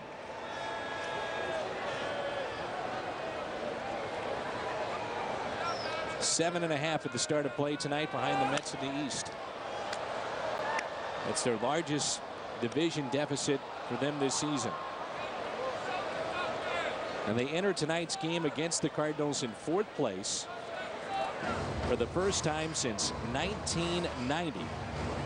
Did they enter game number 105 of their season in 4th place? And I think you look at their lineup without Chipper Jones, without Brian McCann, without their superstar pitchers. There's a liner and a base hit into right. Ludwig's throw will be cut off by Pujols, and there's a good example of throwing low to the cutoff man and keeping that runner at first base and out of scoring position. 28th RBI for Kotsay, who spent his time on the disabled list this year. But you're exactly right. You know, you can have a strong throwing arm, and you can get the ball to your cutoff man, and maybe they'll have a chance to get the guy at the plate. But if you throw it properly, that guy that's got the base hit cannot go to second base and get himself into scoring position. So hooks this off-speed pitch. Ludwig comes in charging. You saw Albert coming as the cutoff man, and Ludwig's throw was right there. And also Miles, as he goes out there, but he'll come back behind in case Albert wanted to try and get Kotsay at first base. And strike 2 on Kelly Johnson. You got it. You know, it's a 9-1 game. They get the base hit 9-2. You know, you execute it in case somebody falters, but the big inning was when you allowed the guy to go to second. Saw that score at the top of your screen, 2-0 Cubs over Milwaukee, and that's CC Sabathia, that start for the Brewers. Well, how many Cub fans are in Miller Park tonight? Well, I tell you what, there's not as many as there normally is, because those the Milwaukee fans are gobbling up those tickets. But that used to be almost like a home game for the Cubs when they played in Milwaukee. And you and I have discussed that even when Milwaukee was in St. Louis, we saw more Brewers fans in St. Louis than we ever have in the past. Ever. Here's a pop-up left side. Lost near the line in foul territory, and he's got it. The Braves pick up their first 2 of the night. Cardinals lead it 9-2 as we head to the 7th.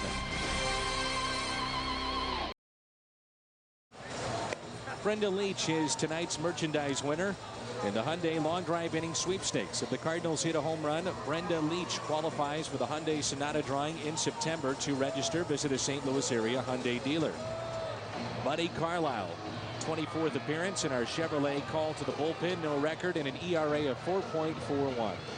He's been roughed up of late. Carlisle was pitching very effectively, but he's allowed 11 earned runs over his last 3 appearances, and that's covered a span of 3 innings for his ERA to raise from 1.52 to 4.41.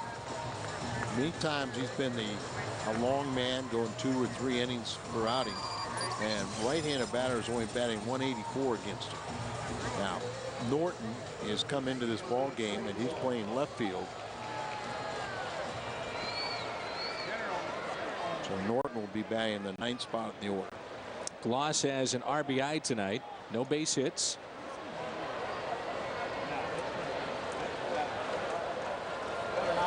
And a fastball and a strike to Troy Gloss. Gloss, Molina, and Mather for the Cardinals. If anybody can reach, then Braden Looper's spot would be up.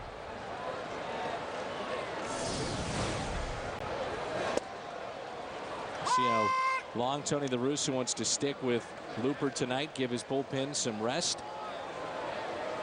0-2 on Gloss. Yankees have shut down Posada for the rest of the season. He'll have surgery on his right shoulder, and that's it for Posada here in 2008. Strikeout of Gloss 0 for 4. Calling all youth dancers and cheerleaders. Time for the 7th annual Team Fredbird Dance Clinic. That'll be held on Saturday, September 6th. You can visit stlcardinals.com for more. And the number to call is 345-9500. How about the Yankees, Al? And, you know, the job that Joe Girardi has done, not only following Joe Torre, but Girardi has his team at the start of play tonight, just 3 games back. And that's without Chin-Ming Wong and Phillip Hughes and some of the big injuries that the Yankees have sustained this year. And they're 8-2 in their last 10 and one of the better teams here in the second half of the season. Yeah, they just got a lot of payroll, a lot of high expectations there, but it's got them playing good baseball right now. And they're 12 games over 500. And they're very aggressive right now at the trade deadline. That's another reason to, you know, that the Yankees get involved. It seems like their finances are no problem. They always can reach into deeper pockets. Got so much more revenue than the average club. Brian Cashman, their GM, was saying the other night that, you know, he got those players without tapping into what he considers players that are basically untouchable unless they're just blown away.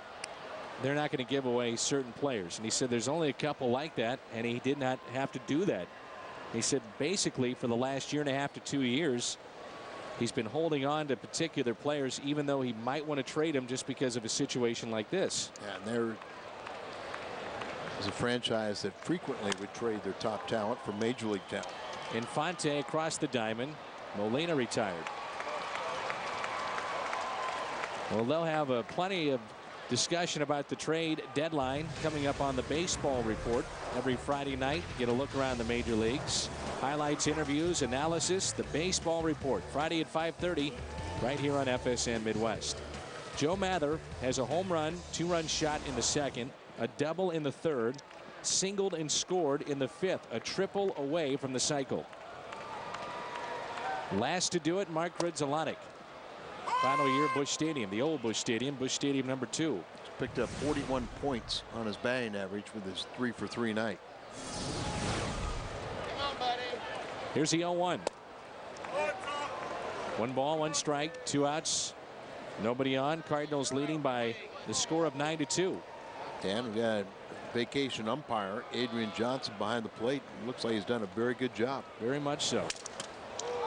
There's a broken bat, and he just got nailed. Home plate umpire, as he was hit by the shattered bat, maybe on top of the head. Joe Mather uses, Al, one of the bats that baseball would like to investigate to make a difference with, and in particular with Mather's bat is, oh boy, that is so dangerous right there, but in particular with his bat is the weight differential. Most people that follow Major League Baseball feel that it has to be at a 2, meaning that if you have a 34-inch bat, the ounces have to be at 32 or higher. And Mather's bat, is my understanding, around a 3 or a 4. So you're getting a bat that if you get in on his kitchen, it's got a small handle too, it's going to break. That is a scary situation. And I mean, you're talking about a guy that, you know, is what, 6'4", 6'5", strong, you know, and wiry body, that, you know, he can whip a bigger bat through the zone, but they think they get better bat speed, and you look at right there is just that barrel of the bat. So I mean, if it's 32 ounces, he got about 28 of them in his coconut. Major League Baseball is doing a study on these bats, and you hope they change what's happening sooner rather than later, because something is going to happen where somebody gets seriously hurt. Well, you know, as superstitious as ball players are, you take away the maple bats, and they say about 60% use them, they're going to have their built-in excuse. Good inning for Carlisle. Time to stretch. 9-2 St. Louis. This Caparetti telecast is presented by the authority of the St. Louis Cardinals. It may not be reproduced or retransmitted in any form, and the accounts and descriptions of this game may not be disseminated without the express written consent of the St. Louis Cardinals. Back to the bats for a moment, Al, and I think you're exactly right. I mean, you got guys that are creatures of habit. They swing a bat, they're superstitious. But I'd love to take a poll of the third baseman, a pitcher, probably the middle infield, but not as much, and see what those guys think, because they're seeing flying bats coming at them trying to field ground balls. I've heard, and this is an official, but with about 60% of the guys using maple bats, if you were to ban those, that it would take nearly a year to replace all those bats with other manufacturers. If you made the adjustment, I don't think you could ban it totally. It'd be very, very tough to do. If you did, it would have to start at the minor league level. You know, start right away when guys get the pro ball. You can't use maple bats. It would be tough to do, but there has to be an adjustment on the length and the weight, else somebody is going to get hurt. It really wasn't that long ago that you started using bats other than white ash. The guy that really made it popular, and it's, you know, fairly recent, was Bonds. Yeah. Bonds had a maple bat when he hit 73. And the other thing that makes it popular too with these maple bats is that they last longer. Minor leaguers don't make a lot of money. They buy their own bats, which maybe people don't understand. Some minor leaguers buy their own bats. And you don't have a bat contract. Right. And so if you're not making a lot of money, you need bats to last.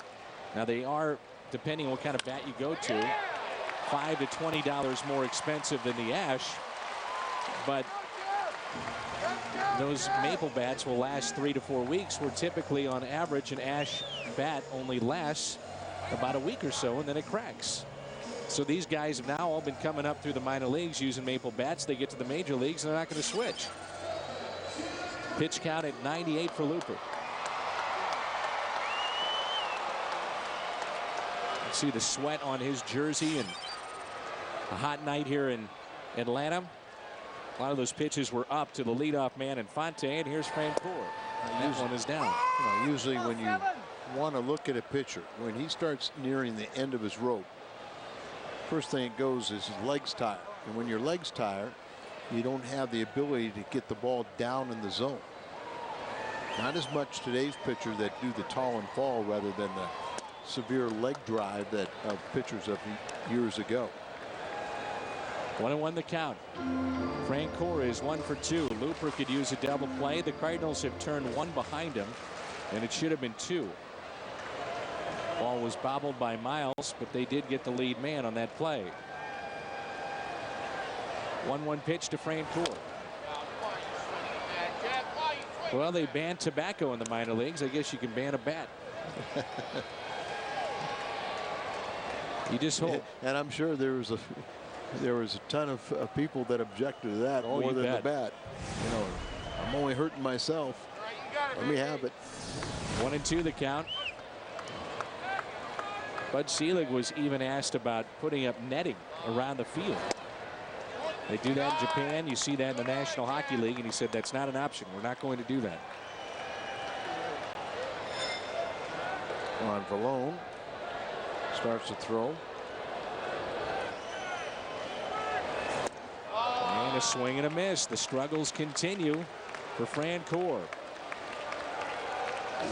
It's 4 strikeouts for Looper, and Al Francoeur, as you mentioned, a local product, is even being booed here at home, and that was unthinkable a year ago. Sinker right there.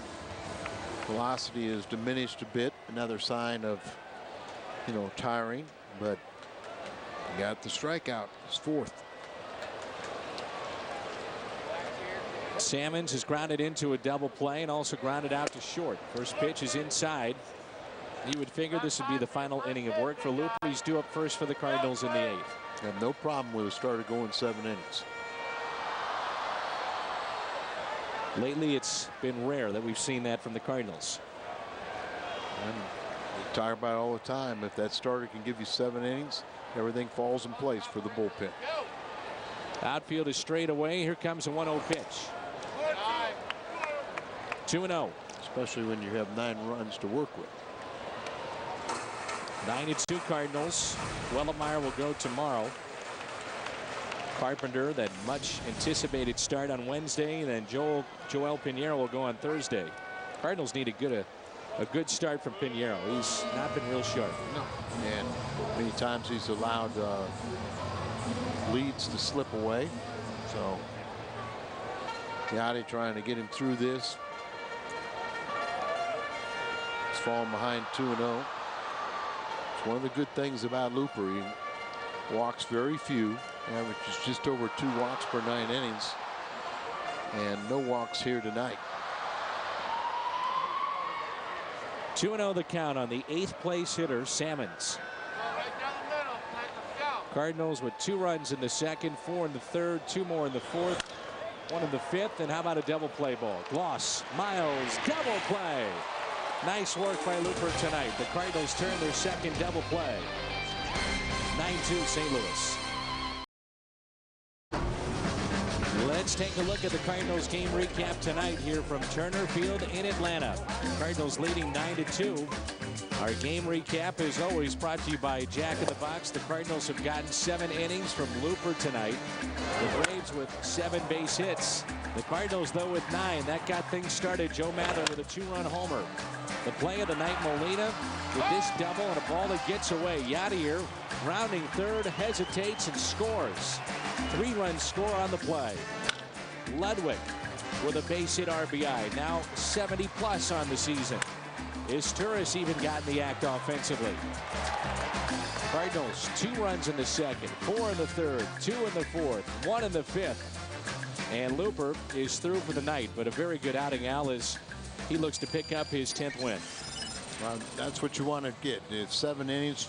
You want your offense to be plugging away like they have tonight, scoring 9 runs, and you turn it over to your bullpen.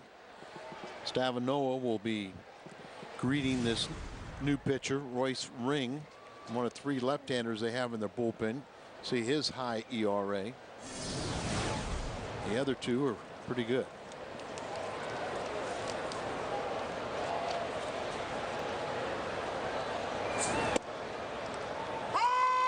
And a strike at the knees to Nick Stavanoa. He was just called up. Mitchell Boggs was sent down. Right-handers are batting .375 against this lefty. That pitch is down and in to Stavanoa. Second stint with the club. Even the left-handed batters are hitting .280.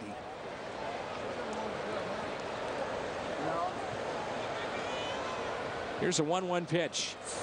Breaking ball and a ground ball hit to second. Johnson up with it. That's the first out.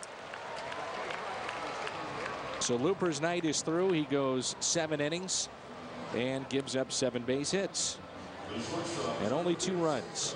No walks, strikes out 4. Hopefully picking up his 10th victory of the season. Here's Isturis. Goes back to the right side where he is a .270 hitter. Isturis has scored a run, driven in a run, and has a base hit. On base a couple of times.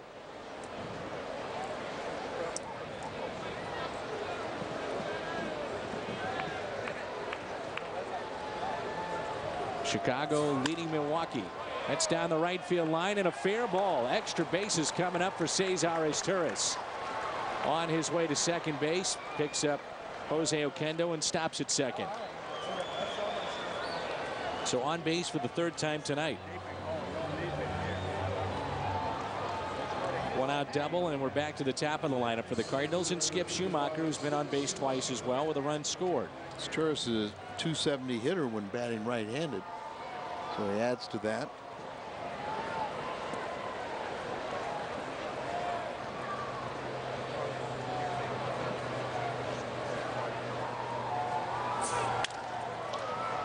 Fly ball out to left, and staying put at second.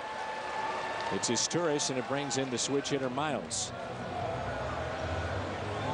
One of those things with Schumacher right now, maybe it's just a mental block as he faces a left-hander. But I've seen him have better at bats against the left-handers. Yeah. And I think part of it is, you know, we talk about a pitcher letting that front shoulder fly. Well, the same thing with a hitter.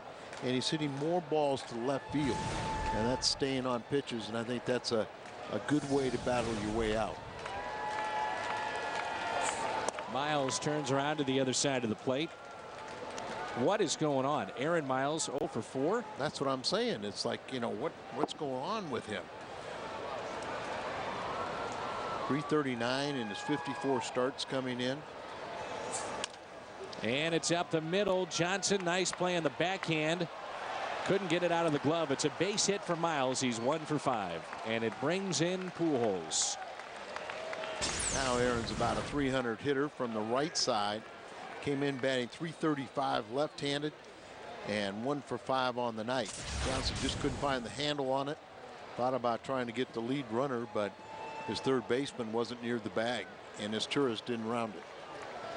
Well, Pujols has done it before where he's had 3 consecutive games with a home run. I'd like to see his 39th game with 4 or more RBIs. With that home run in a 3rd consecutive game. He did it once in 2006, 3 consecutive games, twice in 07. Did it earlier this year, May 29th and 30th and the 31st. Hit 1 against Houston, 2 against Pittsburgh. 1-0 pitch. It was just the other night that Albert had 3 strikeouts in the game, and I'd say he made a correction, Al, and it paid off. Oh, yeah. Didn't take batting practice on Saturday, but I'm sure he worked his cage work and some underhand toss or hitting off the tee, just the simplest form to get himself back. 1-1 pitch on the inside corner. Sunday, August 3rd, the Build-A-Bear Workshop Day at the ballpark. 314-345-9500 for tickets, or visit us online at stlcardinals.com. A ball and 2 strikes. Pujols has walked twice. He's picked up an RBI. He has scored a run.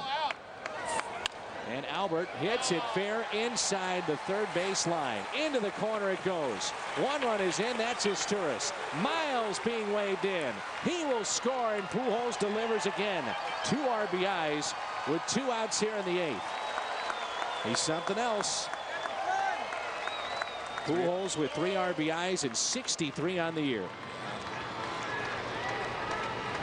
You always wonder, will he get that 100 for the 8th consecutive time? And when it's all said and done, you know he's going to get there. 3 more, just a rocket just inside, out in front a little bit, but he keeps it fair as double right down in the left field corner. Plates 2.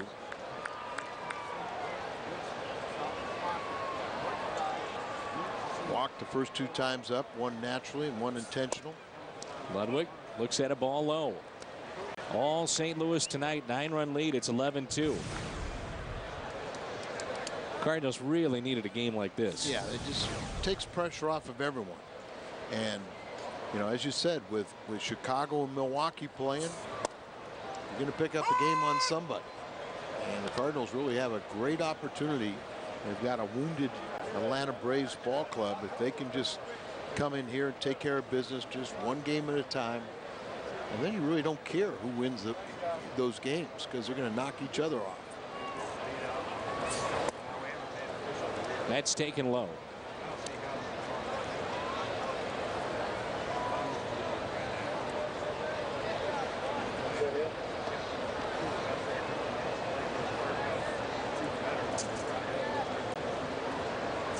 Two and one is the count. Ludwig up the middle. Oh my. Pujols is going to be waved in. He will score to make it a 10-run Cardinals lead. It's 12-2. And thank goodness that didn't hit Ring, the lefty on the mound. That went right over his head, it looked like. That ball was just smoked. Albert, another run scored. That's important. Cardinals 12 runs on their 13 base hits. And you're right, this was scary. Pitch out away and right over the head of Ring. Good thing he wasn't about 3 inches taller. Another 2-out RBI for the Cardinals. They've had a bunch tonight. There's Troy Gloss and a sweeping breaking ball and a strike. Ludwig a 3-hit night to go along with a pair of strikeouts. Ludwig with 72 RBIs. What a year he has had, Al. And Gloss pops this one up right side. Teixeira is over near the Braves dugout and out of play.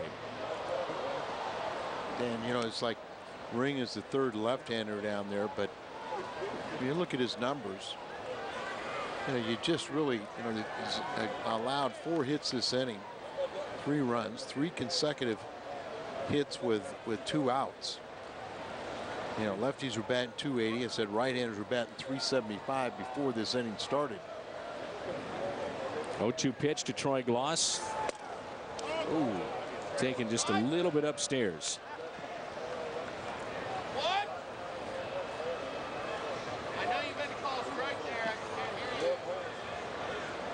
12-2 Cardinals. This is finally, you see a team that when you get into relief pitching, you get in middle relief, you should dominate against them. Backing up is Escobar, and he puts it away. Midway through 8, Cardinals up by 10 runs. It's 12-2. Cardinals baseball on FSN Midwest is brought to you by Bud Light. Endless refreshment from start to finish. Bud Light keeps it coming. By Chevrolet. See for yourself. Shop and compare at stlchevy.com. And by Sonic. It's not just good, it's Sonic good. We always talk about 2-out RBIs, 2-out base hits. Cardinals tonight 6 for 9 with 2 outs and runners in scoring position. Difference in this game. Kills the opposing manager because he's out of an inning and then you keep on adding on. Ron Vallone has really done a nice job. He got roughed up a little bit. He allowed Delgado a 2-run home run on Saturday night, but that snapped his 11-game scoreless streak. He's allowed just 2 runs, 3 hits, 4 walks, and struck out 11 in his past 12 outings. So Adam Kennedy takes over at first. Yeah.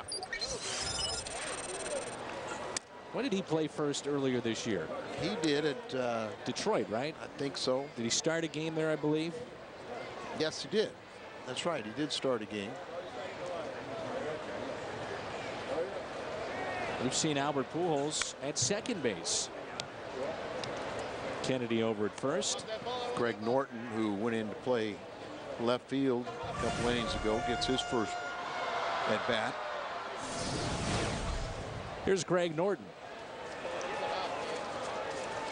Here's a 1-1 pitch.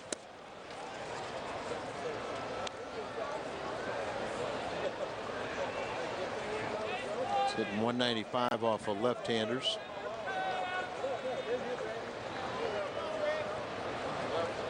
Two-one pitch outside, 3-1. Cardinals get a good outing from Looper tonight. 7 innings, 2 runs on 7 hits, no walks. Struck out 4. Here's a 3-1 pitch. At any point in time, Al, did it cross your mind that the Cardinals, all contingent on the idea that Carpenter and Wainwright would be better, would go to the bullpen? No. You keep him where he's at. Yep. And with a performance like tonight, I hope the brain trust agrees with me.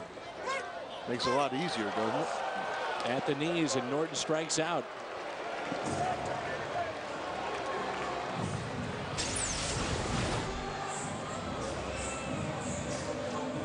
Down and in. Norton thinks it's ball 4. Adrian Johnson, our home plate umpire, had another decision for him. A strikeout, and we're back to the top of the lineup in Gregor Blanco. First pitch by Malone.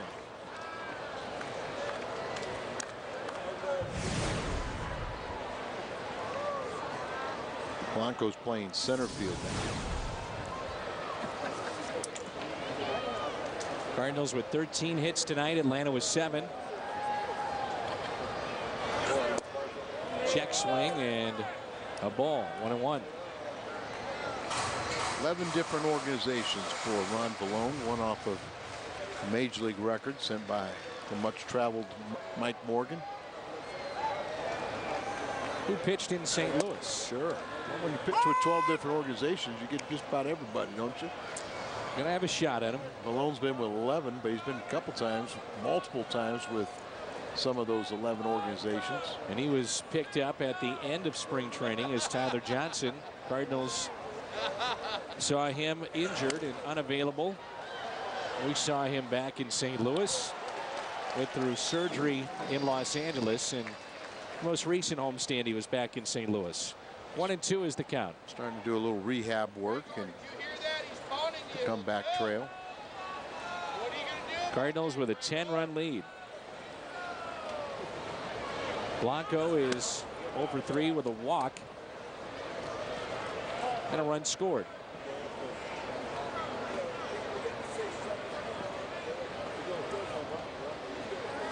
Two balls, 2 strikes.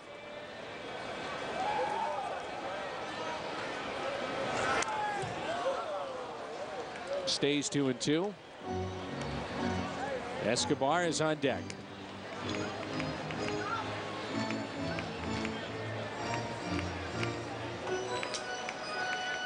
Bobby Cox has been ejected more than anybody. I was talking to Bobby before the game, and he was talking about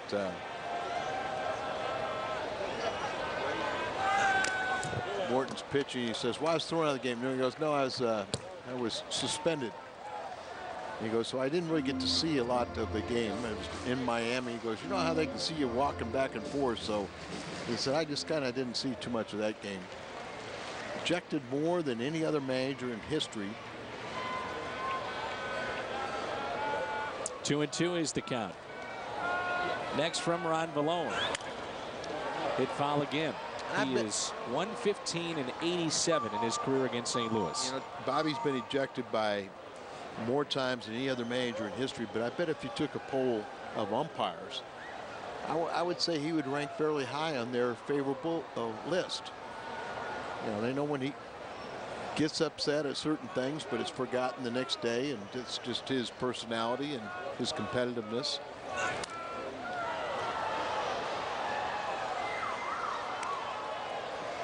Tune in early tomorrow, 5 o'clock, the pregame show, and Mike Shannon will sit down with Bobby Cox. Their yearly visit. Every time we come through, he has been gracious enough to sit down with Mike. Is it a 3-parter? Very well could be. They'll talk about the DH. Apparently Bobby Cox not a big fan of that. 2-2 pitch. And Valone Picks up the strikeout.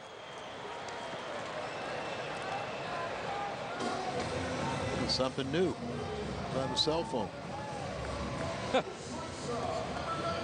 In the old days, you'd see Mike in the booth with 2 phones, one to each ear, and also doing play-by-play. When he first got his cell phone, he had the hardline phone still in the booth. Yes. And then he had the cell phone in the other ear. But he used to have two phone lines, the cell phone, the broadcast. Up the middle and a base hit for Escobar. His second hit tonight. They really like him. Malone with a pair of strikeouts here in the 8th, and that's the first base hit he is allowed. So take Chipper Jones and McCann out of this lineup, and you know, as you say, Francoeur, who's struggling now, getting the way he's hit when he first came up, and it's a much different offense. Teixeira now from the other side of the plate. Teixeira, 264 hitter, right-handed with 7 home runs and 30 RBIs.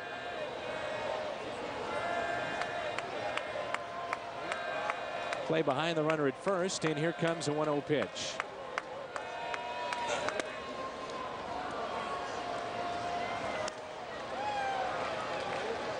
Trade deadline coming up in a few days, and I think it's always a fun time of the year for fans and for teams. See what may happen with potential trades. A 2-0 pitch to Teixeira. He rips it into left center field. That's going to go to the wall. Schumacher is playing deep, and a run will score. Teixeira picks up the RBI and a double. 78 RBIs on the year for the Braves first baseman. He's a slugger, isn't he? Sure is. His days with Texas, everyone knew he's a quality hitter. He gets a pitch down. A lot of times you'll see switch hitters. And typically a low ball hitter from the left side, high ball hitter from the right side, but that was a pitch down. Here's Katse. Now they're going to pinch hit for him.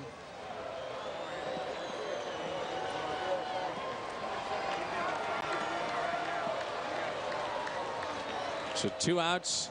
Here's Martin Prado.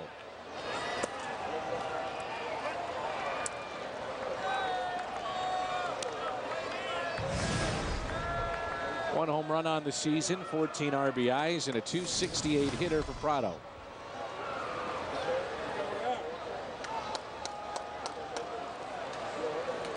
Teixeira, the runner at second base, and here comes a 1-0 pitch. This 12-3 lead for St. Louis. 2-0. Malone was sailing through this inning as he got the first 2 via the strikeout. Prado was activated from the DL on the 3rd of July, missed 55 games with a sprained left thumb. Hit his first career pinch hit home run on Sunday. He's been a pretty good pinch hitter for him. Here's a 2-0 pitch. 3-0. He's a little infielder.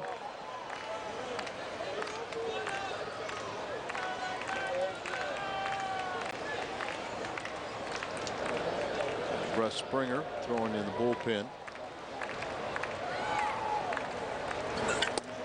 And that's a walk. 4 straight. Prado is on, and now we've seen 3 straight reach with a single, a double, and a walk. Kelly Johnson, a left-hand hitter. So you would think that this would be the last man that Malone will face, and he'll come out and talk.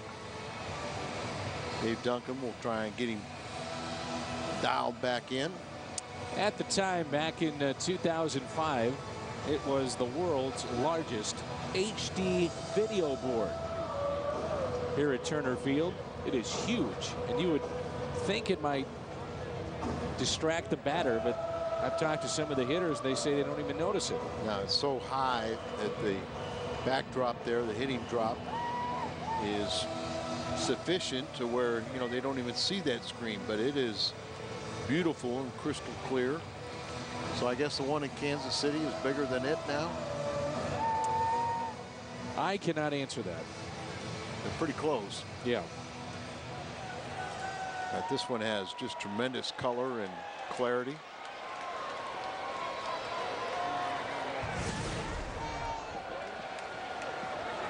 Kelly 0 for 3 tonight. 2 outs and 2 on. It's 5 straight balls thrown by Valone, trying to send us to the 9th. Kelly is average against left-handed pitching is .323. That's third best in the major leagues. Here's a 1-0.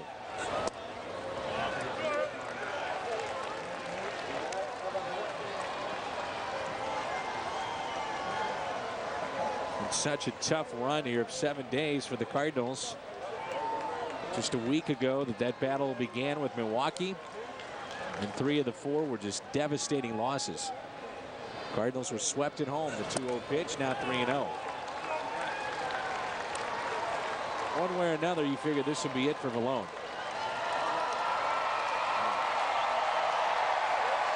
I'd love to see him come back and get Johnson.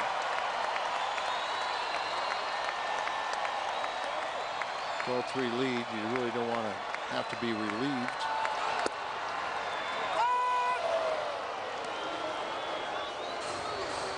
Three and 1. 9 home runs for Johnson. All 9 of them are off of right-handed pitching, but a much higher average against left-handers. Here's a 3-1 pitch. Up and in. And the bases are loaded. Single, double, back-to-back walks.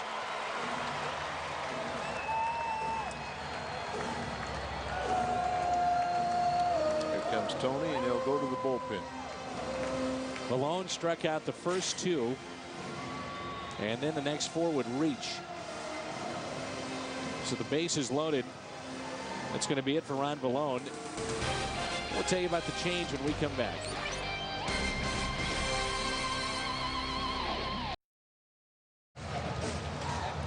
'39-year-old Russ Springer into the ball game. It's the bottom of the 8th. 12-3 Cardinals. He's allowed just 2 earned runs since May 8th at Colorado.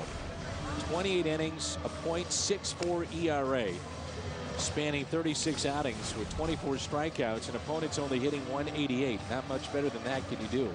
He's stranded 21 of 27 inherited runners. His 16th year in the big leagues.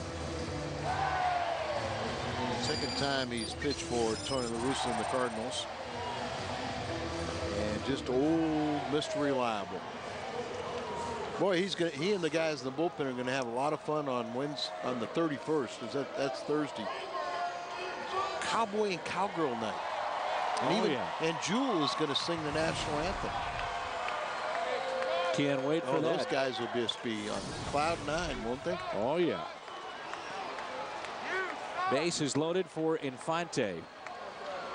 Sean Wesley might even show up with his red cowboy boots. He'd be so excited.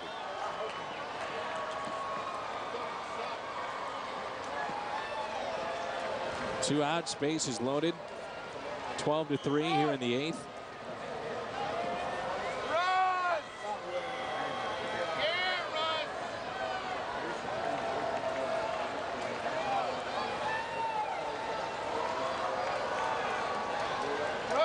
First pitch by Russ. One pitch, 1 out. Sends us to the 9th. 12-3 Cardinals.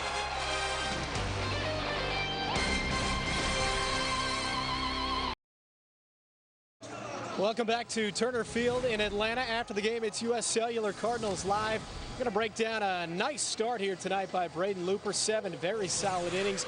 Also talk about the death of the stolen base in St. Louis, as well as Molina's circling of the bases early in this game. That, of course, plus post-game reaction and more after the game. U.S. Cellular Cardinals Live, guys. Old buddy on the mound now for the Braves, and that's Julian Tavares. 12-3 St. Louis. Yes, he's still alive. What's his cap look like? Pretty clean. He hadn't been here that long. His Braves debut was on July the 8th at the Dodgers, where he worked a perfect 1-2-3 inning. 3 of his last 5 appearances. And 4 straight scoreless appearances for allowing his first home run of the season. Pat Burrell yesterday. Effectively wild at times was Julian Tavares when he was in St. Louis. First pitch, and Molina skies one to right. Yadier, though, big night. Couple runs scored. Pair of RBIs. Tavares, 1 pitch, 1 out. That's how we start the ninth. Here's Joe Mather. He has got his second crack at a cycle. He's a triple away. Home run tonight, first time up, 2-run shot, doubled in the 3rd, singled and scored in the 5th, and then struck out back in the 7th. Happy birthday to Bob Frederick, watching our ball game tonight. Frederick Roofing. Happy birthday, Bob. Is he about 60? Oh, no. Well, this is young Bob, so he's yes, sir. 60. You said it. I didn't. First pitch to Mather. Julian, he's been with 10 different major league teams. This is his 3rd team in 08. Started with Boston, released by them, signed by Milwaukee. Then he's come over here to the Braves. He set up outside. And an 0-1 pitch to Mather. Fastball, 1-1. Instead saved for assignment and released by Milwaukee on June 25th. Right-handed batters batting .211 against him. Lefties .458. 1-1 pitch to Mather. Pulled foul. He was ready for that fastball. 1-2. Running right in on him, just sort of a self-defense.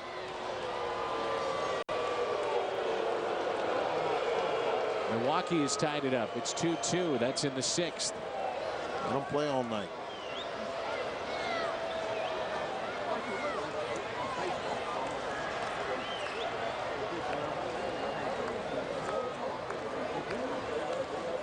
One ball and 2 strikes on Mather. 1 out, nobody on. On the outside corner. 2 away. Mather 3 for 5 nights.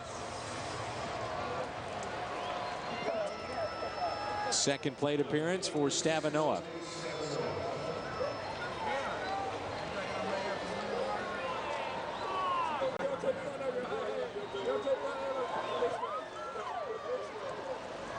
First time up, he grounded out to second. 12-3 Cardinals. Here in game 1 of this 4-game series.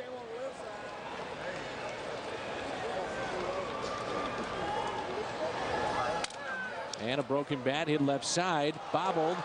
Stavanoa beats it out. He's safe.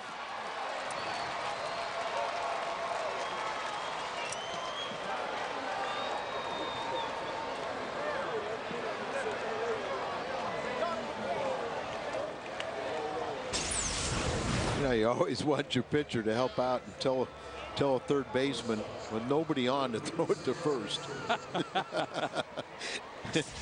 Well, he did, but just a little tardy. I always enjoyed Julian Tavares. You know what? He's a guy that if you're the visiting team, you don't like him. But when he's on your team, you find out he's a real solid guy and a good guy. Still remember when he was wearing the Cub uniform and somebody hit a ball back at him and he rolled it underhand to the first baseman. You know, little things like that kind of get under your skin.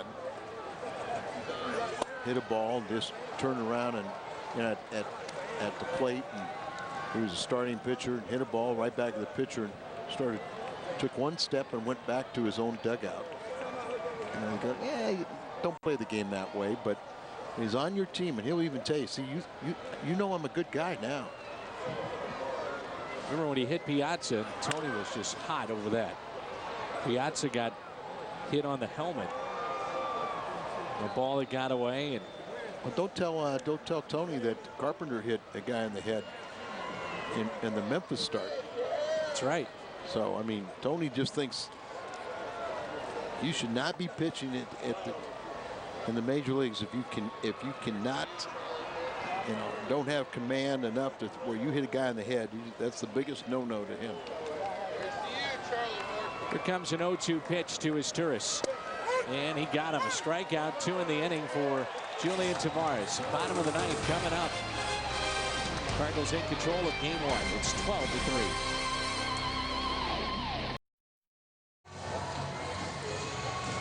Well, here is Randy Flores, and you heard John Mozeliak talk about it during our telecast earlier tonight. The fact is, looking for bullpen help in particular from the left side, and you and I were in the office when Tony was asked about Randy Flores. He said right now his delivery, his release point doesn't quite look right. So in this game in which it's lopsided in favor of the Cardinals, give Randy a little work here. Well, and I talked to Randy after I saw Marty Mason and Dave Duncan working with him, and they reviewed some tapes back of 06, and they feel like he's been dropping down on his back leg, and as a result he's not staying on top of his slider or even his fastball, and so he's just pushing it and keeping up in the zone. So they're trying to get him to stand a little taller in the zone. Don't use the drop and drive, but do the tall and fall, and you'll have a downward plane. First pitch, a strike to Jeff Francoeur. You're almost seeing this lopsided game that it would be a great idea to get him out there.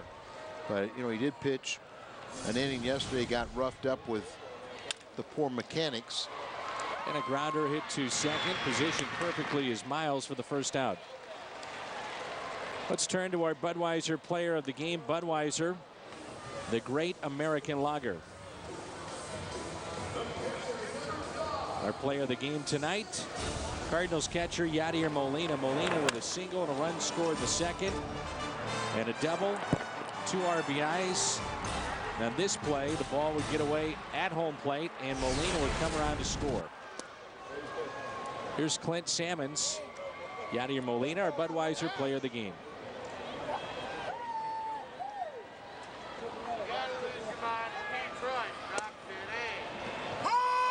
I know it's early in watching Randy, but have you seen a difference yet? Well, he's throwing strikes is one thing, and that's a good thing. You want it to be a very efficient inning.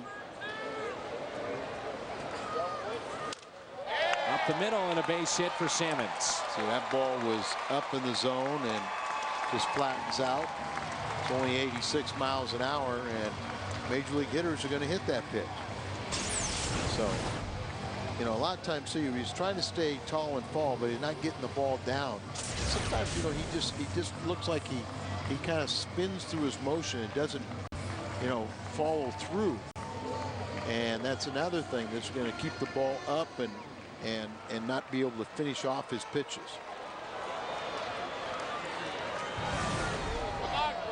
Cardinals have turned 2 double plays tonight. The third would end this game. Greg Norton, the hitter.